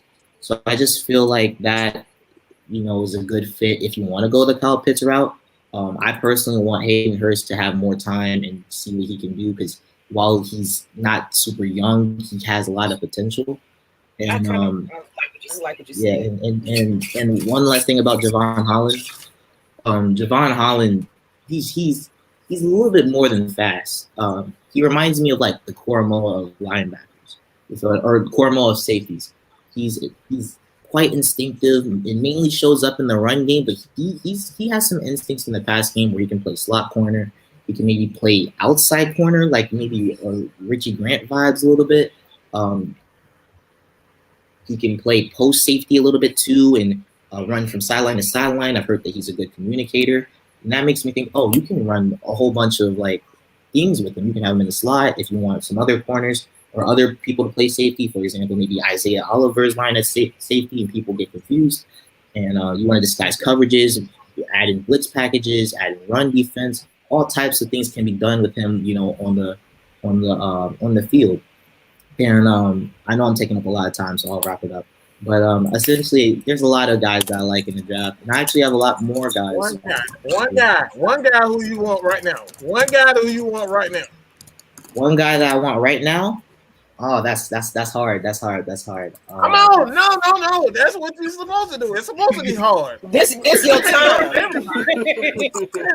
you gotta get one. And this is recorded too, so you got to remember this when when the draft come and you say, you know what, I said it on the show. Okay. Well, what I'll say is that with my mock drafts, my recent mock draft right now has been really, really good, and that's the one that I think that I'd ride into the NFL draft if I was the Falcons GM. So I really feel comfortable with that. And the person I had for was Penei Sewell. So I really like Penei Sewell. I think I kind of got those vibes.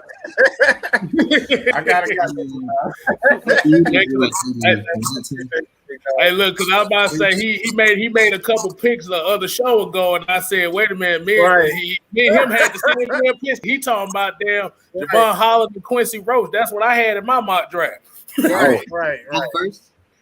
When I first was got into scouting for this draft, I fell in love with Quincy Roche. I was like, his hands, oh my gosh, I thought it was better than Jalen Phillips until I scouted Jalen Phillips. But honestly, after all of the players, because there's so many good players in this draft, I like Penei Sewell. I think his athleticism is crazy. I feel like he's going to be a good run blocker. I feel like he's going to be a good pass blocker. And I feel like if we give him that and Matt Ryan's behind center or in shotgun or whatever, he at least has a little bit of time or at least communication, and he can throw the ball. And then when we're running the ball, Mike Davis can make up for maybe Matt Hennessy's lacking strength or like overpowering strength, and other people's blocking assignments. If they miss, he can break tackles like the first wave, and then Penei Sewell can just try to like drive a hole so he has daylight. So I feel like that is a good. It's like a good mesh with what Arthur Smith likes to do. And Trey McKinney's like John Smith in my opinion, but that's all right, Alex, appreciate you. You can hit back in the back if you want, but we're gonna go ahead and bring up Brandon. He's ready to go. Appreciate your time. Anything you want to shout out or anything before you drop off? Yes. Not too long ago was my mom's birthday on April 18th. I love her to death. I have this for her. It's my dog. Oh, happy birthday. My mom. Oh, Happy birthday. Birthday wishes. Birthday wishes. Oh, yes, you can hit, stay in the back if you would like. Let's go ahead and get Brandon. I appreciate you, Alex. Let's go ahead and get Brandon. And then we will have, how you doing? Wow. How you doing? In Asia, ATM 345, you after him. So, what's up? How you What's doing? up, y'all? What's in that cup?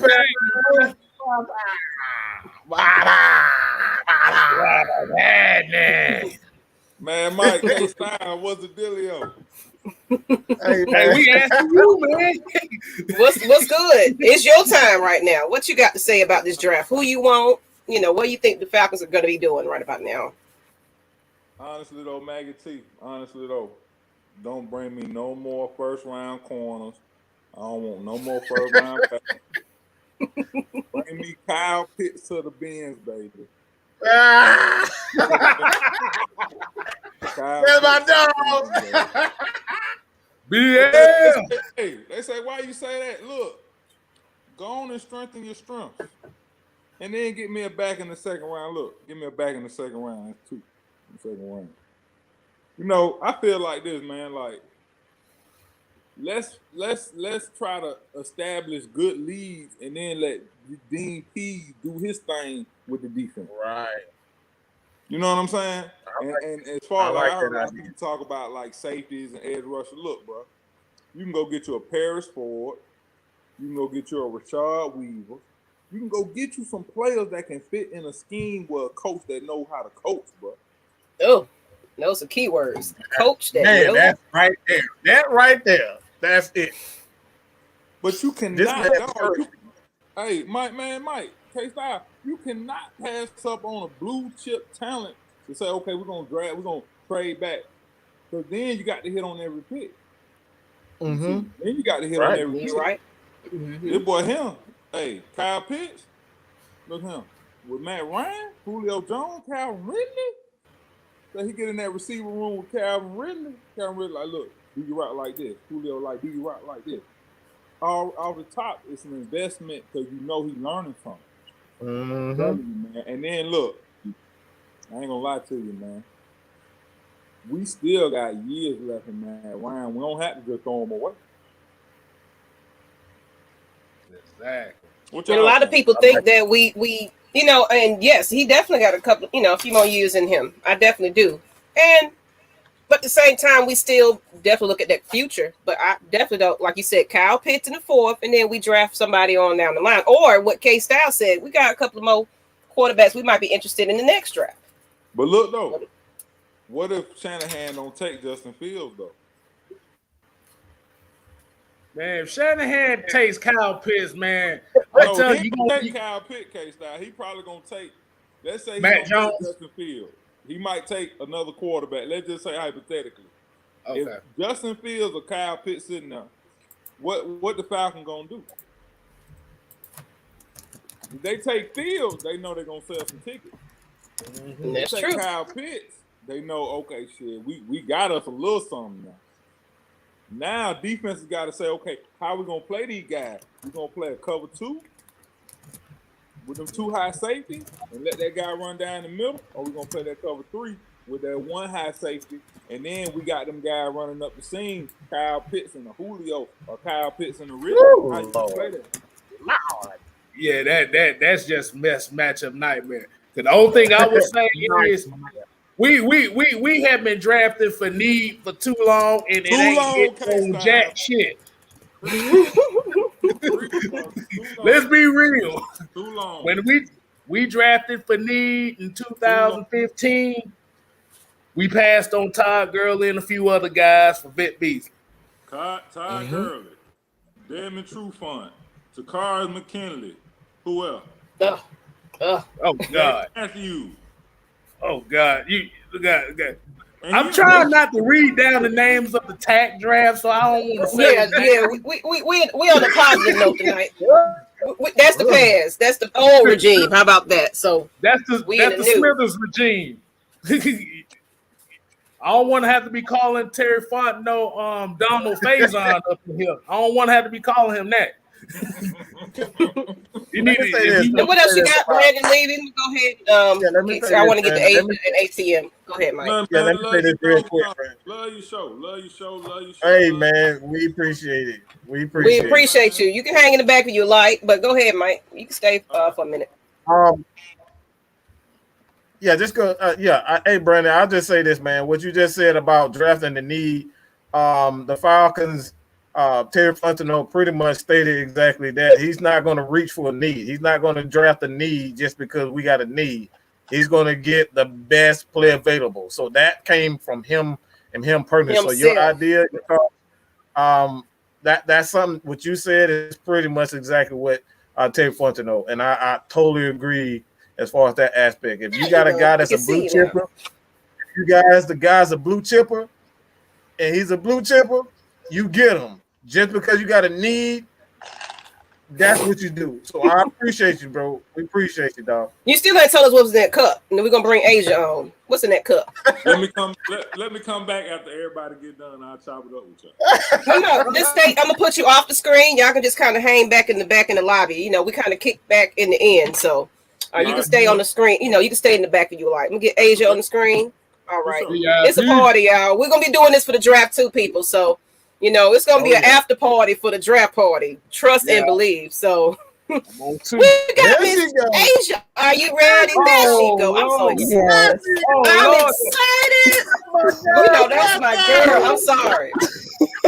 I got to give her some hype. Hey, lady. Hi. How you doing, lady? And you on the screen. OMG, you must be in a good mood today. Okay. So the lady of the hour right about now, you know, because we got to represent for us women. But you ain't no normal. You know your stuff now. So give us what you want in the draft or whatever you want to talk about. This is your time. Okay. For the draft, what I feel like we should do, because I know some people are saying we should draft a quarterback. I feel like we should wait later down in the draft to get a quarterback because I'm, in my opinion, I feel like that's the best decision to do as for us. And so for number 4, either we should draft down. Or hold on, how you say it? Trade down. Yeah, trade down. Yeah, we either trade down or we get picks.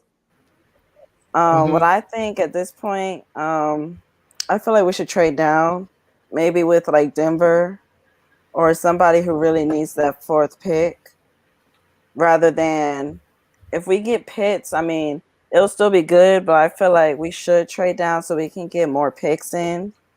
And it'll give us more defensive players, and it can build up our draft on top of that.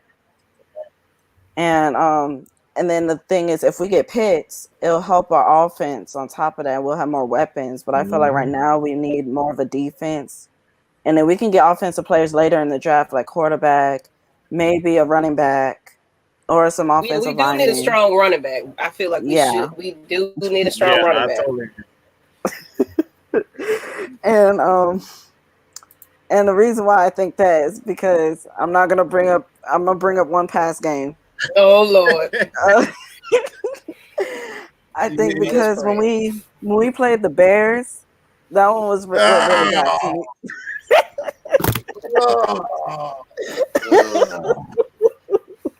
Thanks a lot, Miss Asia.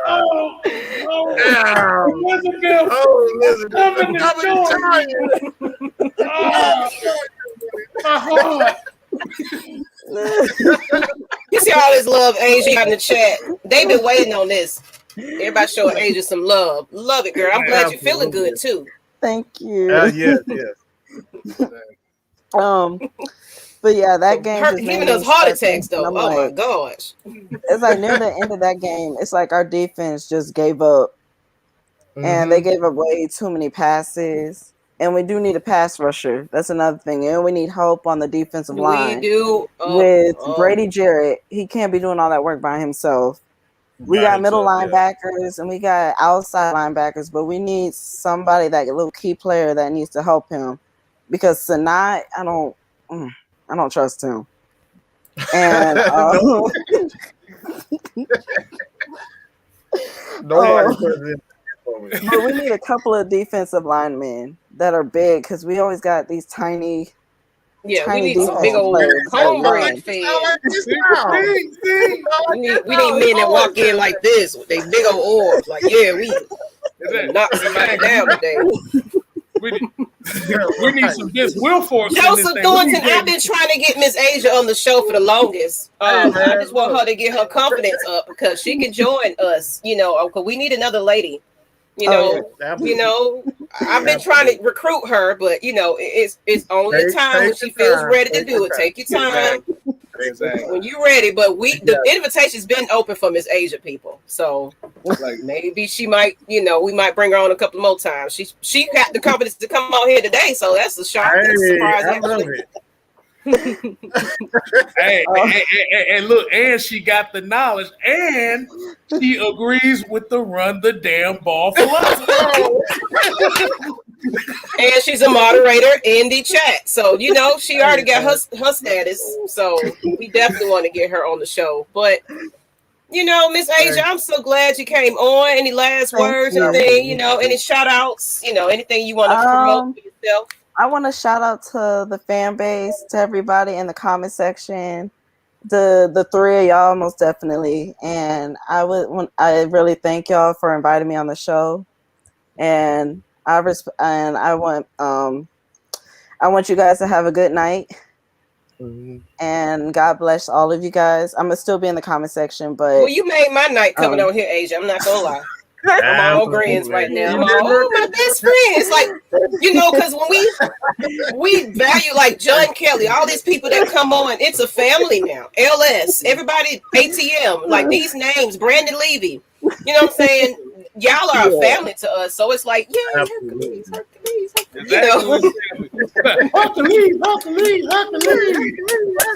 my baby. That's my baby. She's walking down the aisle.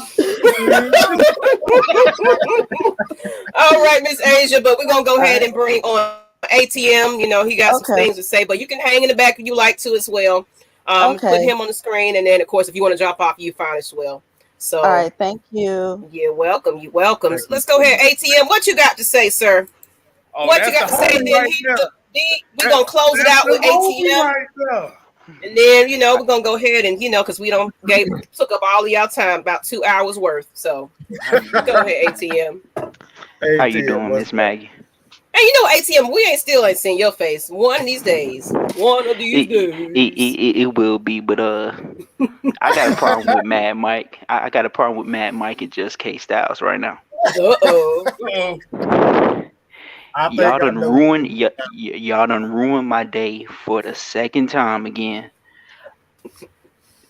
If Kyle Shanahan picks Kyle Pitts, bro, I'm gonna be so upset. Y'all need to stop putting that energy out there, bro.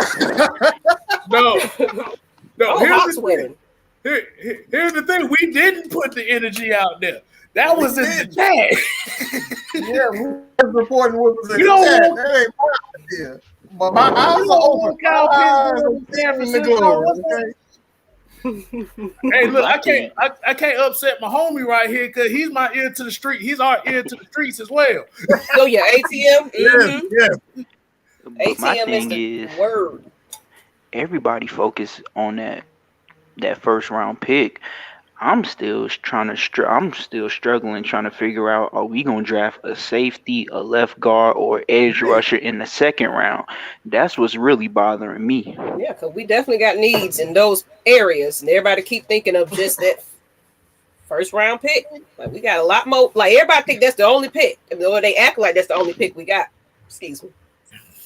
And then it was I was late to y'all last show, but what y'all made about the epilepsy, that was a good point, because Justin Fields might fall because of that, and the timing of it is very, Questionable. questionable. So if Justin Fields fall, and I don't want to put this out there, I'm not gonna repeat it because I hate hearing it, but I hope the 49ers take either Trey Lance or Mac Jones. I think that's where they're going because all this stuff coming about Justin Fields' worth ethic and all this, it's like I personally don't want him at 4, but it just ain't right. It's wrong. What they doing to that man is wrong. I see you, Desmond. We got one more. We got enough time. We'll get one more in here. I said 2 hours max. That's it. But that's right. ATM. and then that goes to the point where Thomas Dimitrov. Oh my Lord! Come on, bro. Put his input on what 49ers and how Falcons do. Like I said, we ain't gonna put that energy out there because I'm about sick of Smithers. And KSTYLZ, you said it, bro. You said that Mel Kiper was gonna hype up Zach Wilson, and he, bro. Hey man, it never fails, bro. I'm telling you, it don't fail. Because anytime he uses the word intangibles with quarterbacks, the quarterbacks always fail. Tim Tebow, Jimmy Clausen, Mitchell Trubisky. It never fails. Oh, Matt, Mike, what you said, I think it was last week about Calvin Ridley's heart. I felt the same way for a long time, and I find it highly disrespectful how half of this fan base, you wanted to either keep Dan Quinn, Dirk Cutter, Raheem Morris, and Kyle Shanahan, and you want to keep Calvin Ridley, but you want to get rid of Matt Ryan, Julio, and Jake Matthews and Russell Gage. And I even said it on Twitter. I said, y'all clowning Russell Gage, but Russell Gage gonna get that ball whether he put his body on the line or not. Calvin Ridley, he just gonna run backwards and cost us touchdowns and first downs. Right. If it's any, and they keep forgetting, Arthur Blank said he has to be evaluated too in that video. Really? Yeah. Damn sure did. I'm sorry. I'm reading the comment, and it's like it's going to be funny if Falcons draft a quarterback. It won't be funny. It's going to be. We don't know which. We don't draft care. a quarterback. It just won't be where you think it is, sir. Or even if we draft a quarterback, then it's like, what you gonna do then? It's like we can't control the narrative of what they decide to do. So if they get a quarterback, I hope it's the best. What we can get the best of the best of that position. We're gonna sit right there and get that. Okay. So it is what it is. Of course, it's gonna be. I'm ready to see what the draft show is gonna be about because I want to see some reactions. Some live reaction from some of y'all in this chat. Y'all and we're gonna bring on Desmond too. You ready, Desmond? I'm gonna add him to the screen because y'all the last little people. Hey, before we bring Desmond on, I want to add ATM. Like he said when I called about Mel Kiper and Zach Wilson, with all this quote unquote news about Trevor Lawrence not having the heart for the game. I seen that. I think what I've been standing on the last couple months might come true, and I think Zach Wilson might be the number 1 overall pick. I'm still standing on that. It sounds weird as hell, but I don't trust him or Trey Lance, to be honest with you. Man, I don't trust none of them. All right. I mean, you're right, man. Yeah, you right, Mike. But I especially don't trust Trey Lance or Zach Wilson. Since Desmond is the last one, I'm going to just throw him on the screen now. I'm bringing you on, sir. I'm going to go ahead and bring him on. Y'all, the last of the last. Like I said, something about Zach Wilson is just off to me. That's all I can say. They said he feels entitled. That his personality, he doesn't have good character. That was on the scouting report. He looked like He look like a damn model on one of them damn insurance commercials or something. That's what he looked like. I don't want no pretty boy on my damn rich too.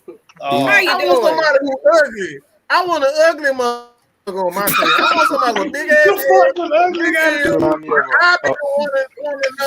I want somebody ugly got to do with anything. Why you got to be ugly? Desmond, how you doing? You know what, Mike? How y'all doing? We good while you on this, where Mike calling for ugly. We need ugly players. But what's your pick? What's your pick? Or whatever you want to talk about. It can be you know, it don't have to be about the pick either. So Man, well, first of all, my pick is Kyle Pitts, and I'll tell you why. A lot of the games that we lost, just think if we finish maybe one or two drives in the third or fourth quarter, we win these games. You draft Kyle Pitts, you win those games because he sustained drives. Think about it. Third and short. Who's gonna cover Kyle Pitts? Who's gonna double who? You gotta figure it out. And it's a whole disguise because if you got Julio, Calvin, Pitts, and Hurst on the field, depending on how you line them up, as a defense, you got to pick whether you gonna go nickel, whether you gonna go base. If you go either one of those, it's like we can exploit you in any other way. So it's really like no guarding us. So Pitts would be our defense because he would keep our defense on the sideline, and we would have a show with our offense. So, and I love an offensive show. Right. With me, if it's like, okay, if you don't want to take Pitts, you trade back. Me personally, I'm probably going corner, but I figure if you're gonna trade back and you trying to get the best of the best, if you trade back, let's say we trade with Denver, we take Surtain at 10 or whoever's there, but you got extra picks, especially some picks in the 6th and 7th round, you probably not gonna want to use anyway.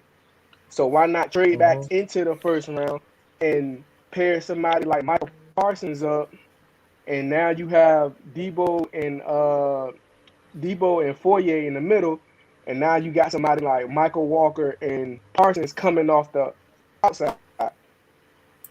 That shores up a certain part. And so I'm like, what you're saying, excuse me, I'm sorry, but what you're essentially saying is we want to continuously build on our strengths, like from the offensive side of the ball and the defensive side of the ball. Right. Like if you continue to build that in, then you're gonna be set, because if Michael Walker and Parsons is coming off the edge, one of them, we getting home. I'm pretty sure we getting home at some point. And then you still got Grady shoring up the inside. So it's more so like you take Pitts, we unstoppable. We wouldn't even really have to worry about the defense as much.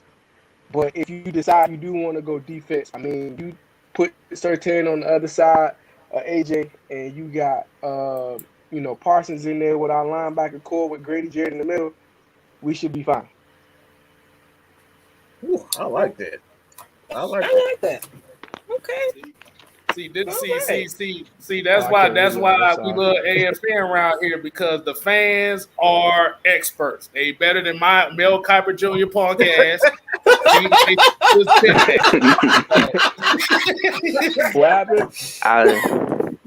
I'll tell you what though, if Denver want that 4th pick, we running your pockets because you blocked us from getting Gary Kubiak. I ain't forget that. You blocked us from getting Gary Kubiak. You running them pockets.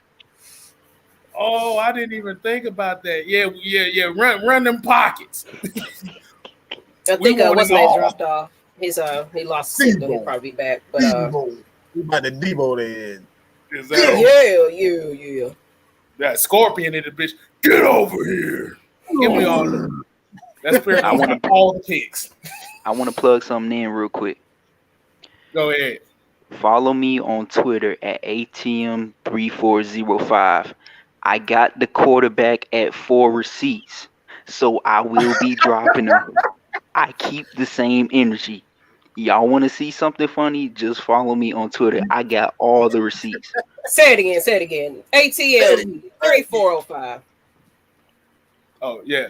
Yeah, and this is the ear to the streets too. So hey, like I said, if y'all wrong, y'all better have the same energy, because they call him ATM because he is money in the bank when it comes to his info. I'm telling you. Hey man, that's my dog, man.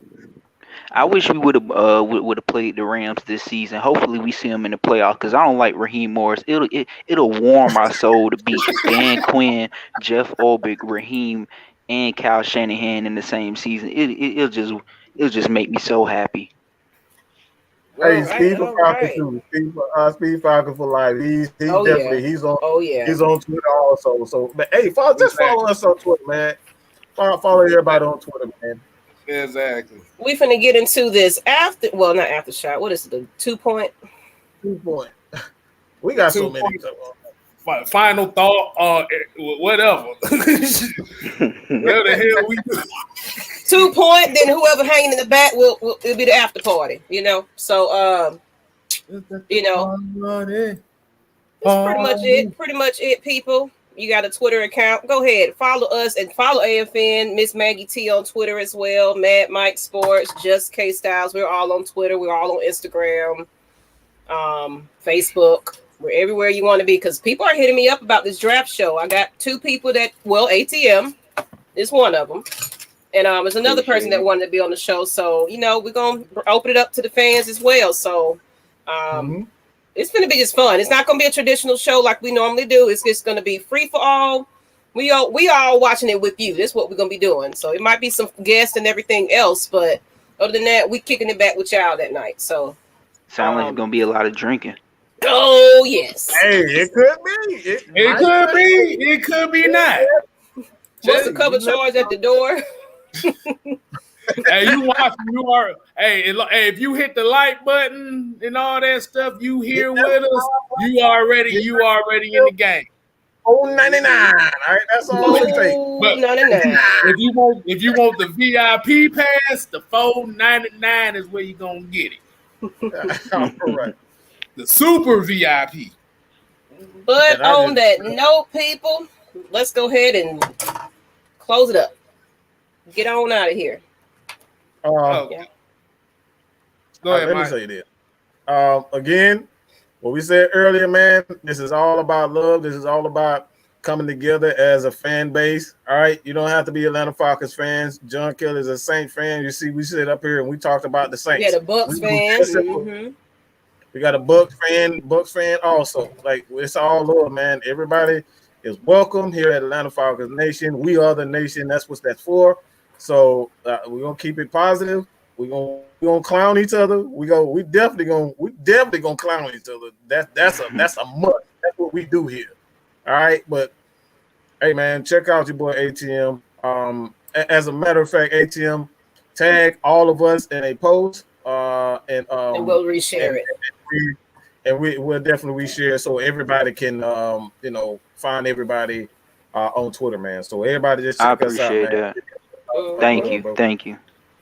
You're welcome. The Atlanta Falcons fans are the drunkest fan base, and we will be on draft night. Trust and believe. So ain't that I'm sad? Ain't you. that sad, y'all? Though, like, y'all let a Saints and a Buccaneers fan come on before y'all Matt Ryan haters. That's sad.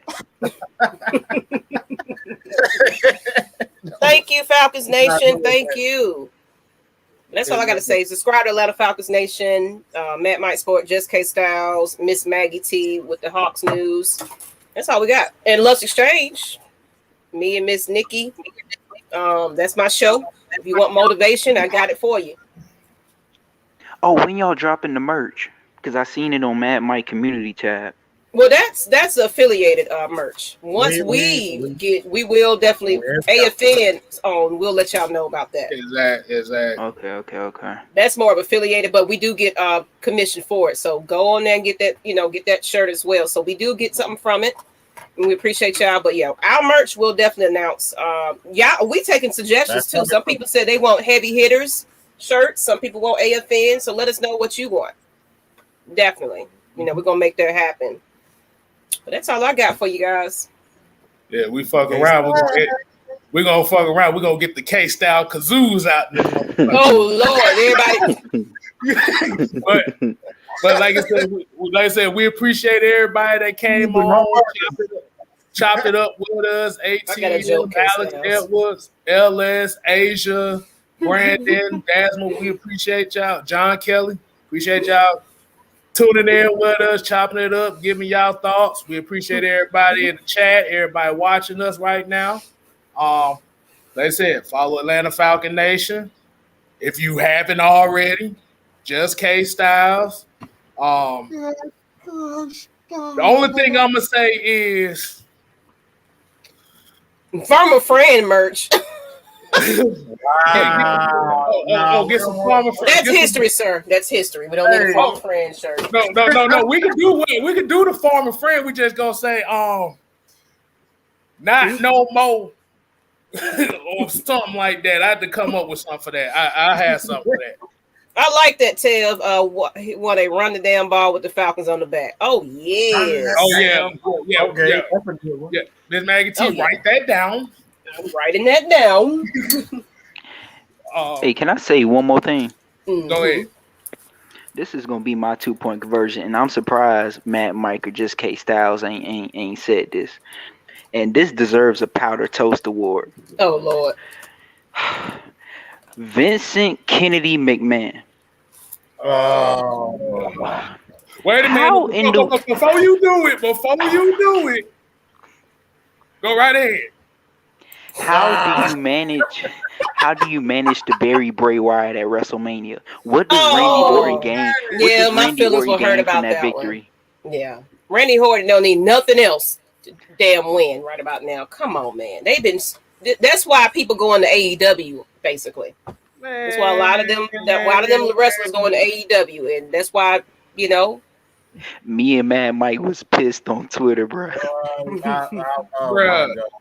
But I wanted to punch. Like, I stopped watching the whole man. After that happened, I didn't watch anything else. I was hyped for it until that happened. I watched the main event, but I really didn't care about the rest of the show. Like that really blew me. Yeah, I mean, WWE, they losing. Bro, it was so bad, bro. I was like, I don't know if y'all can see it, but guess what? That's my damn phone. Look, bro, I'm a real fan. Yes, I got the feed as my screen, bro. I'm real about mine, but I love me some Wyatt, bro. Oh my god, that Fiend character, is the best mysterious character that WWE has had in a while, and they managed to mess it up. I don't know what else Bray Wyatt can do, to be honest with you. Bray Wyatt need to leave, and especially when they go to AEW. And especially what they did to Mickey James was just the most disrespectful thing. Oh man, put her stuff in the trash bag. Yeah, they gave her care package in a goddamn trash bag. Here you go, here's your shit. And then Triple H started to come out. They fired the man. Like they fired the guy who was there. Y'all know that y'all been doing that shit for a long time. Exactly. They even messed up Kane too. His character. I see you got to run the damn ball merch. So I think we got a winner. Run the ball. That's funny though. Run the damn ball. And don't forget the second catchphrase: "Do your damn job." Oh my gosh! Do your damn job. That needs to be a poster. I'm writing it down, people. So we definitely gonna get this merch together. We gonna get it going. We killed the Fiend again. Yeah, absolutely. Yeah. If I was him, I'd just say, man, if I ain't going to AEW, I'm finna just retire. Y'all killing me. Y'all is killing me. I'm sorry, bro. But come on. I was surprised they let Bobby Lashley win, and I was happy too, because you know how the history of black wrestlers being WWE champions are. That's why that woman's match was something epic. That was beautiful. That was a beautiful moment. Yeah, it was. So I loved it. But let's go ahead. You need 2 more quarters left shirts. Okay, I like that one too. Just win in the 4th. That's gonna be my quote. Just win in the 4th. Just 2 more quarters. Before we leave, I'm gonna let the people in the chat know. Okay, I found a picture. Okay. Oh my lord. No. I'm just saying, if you had worked a job for over 20 years, or at least 10 years, you're considered a legend in your job, whatever, and they give you a care package after you get fired or whatever, you leave. Do you want your care package to look like this? They don't say it. They did that later on, man. Like, here your shit. There you go. Do you see that? You Man, didn't even that look fold like it a up damn- nicely. You didn't put no mint on it, and you didn't put you They just threw put it her in the bag name on here. some duct tape too. They put her name on some green tape, gave her a trash bag, and said, "Oh, no, dude, no." Nah, And then try to come out like they didn't know who did it. Come on, bro. Y'all know that shit. And Jillian Hall came out and said they did her the same way. So this is something that they've been doing for a long time. that's some bullshit. I ain't even gonna. And like you said, I don't want to cut too much, but that's some bullshit right there. Straight up. I hate to say it, but it's looking like CM Punk is so far he looking right about what he said in that pipe bomb. Yeah. I mean, that never was the case. 60 minutes of football. I like that one too. Y'all got some good stuff. 60 minutes. 60 minutes. Oh, with Okay. Dean Pease and Arthur Smith. Oh, we not blowing leads no more. Oh no. AFN with heavy hitters. I'm back. A lot of people said heavy hitters as well. So, we got some ideas, but let's go ahead and get on off here so this after party can start. Because these folks in the chat in the back ready to go. But we appreciate y'all. Definitely subscribe to Atlanta Falcons Nation. Get us to 2K now. We appreciate and join the membership as well. We do have a membership where you can kind of get exclusives. We're going to be doing some exclusive private lives for those fans as well. You never know who might be in there chilling back with us because we like to kick it back in the end of, after the fact. We have the after show. So that would be exclusive to people that either joined the chat, joined us on screen or, they're members and stuff like that. So we'll invite you on. That's what we'll do. We'll be cutting back in the back, get to know us a little bit behind the scenes. So appreciate you guys. That's all I got. Get KSTYLZ the 1K too, y'all. For real. Please get him to, he don't even promote him own self. So I'm gonna put his link in the chat. No, but actually the link is on the description. I'm gonna do it like this, motherfucker. Hey, I am 700 and wait a minute, was it 54 away from 1,000? So god damn it, I need about 750 more motherfuckers to subscribe to it. I want to get paid. He's just KSTYLZ.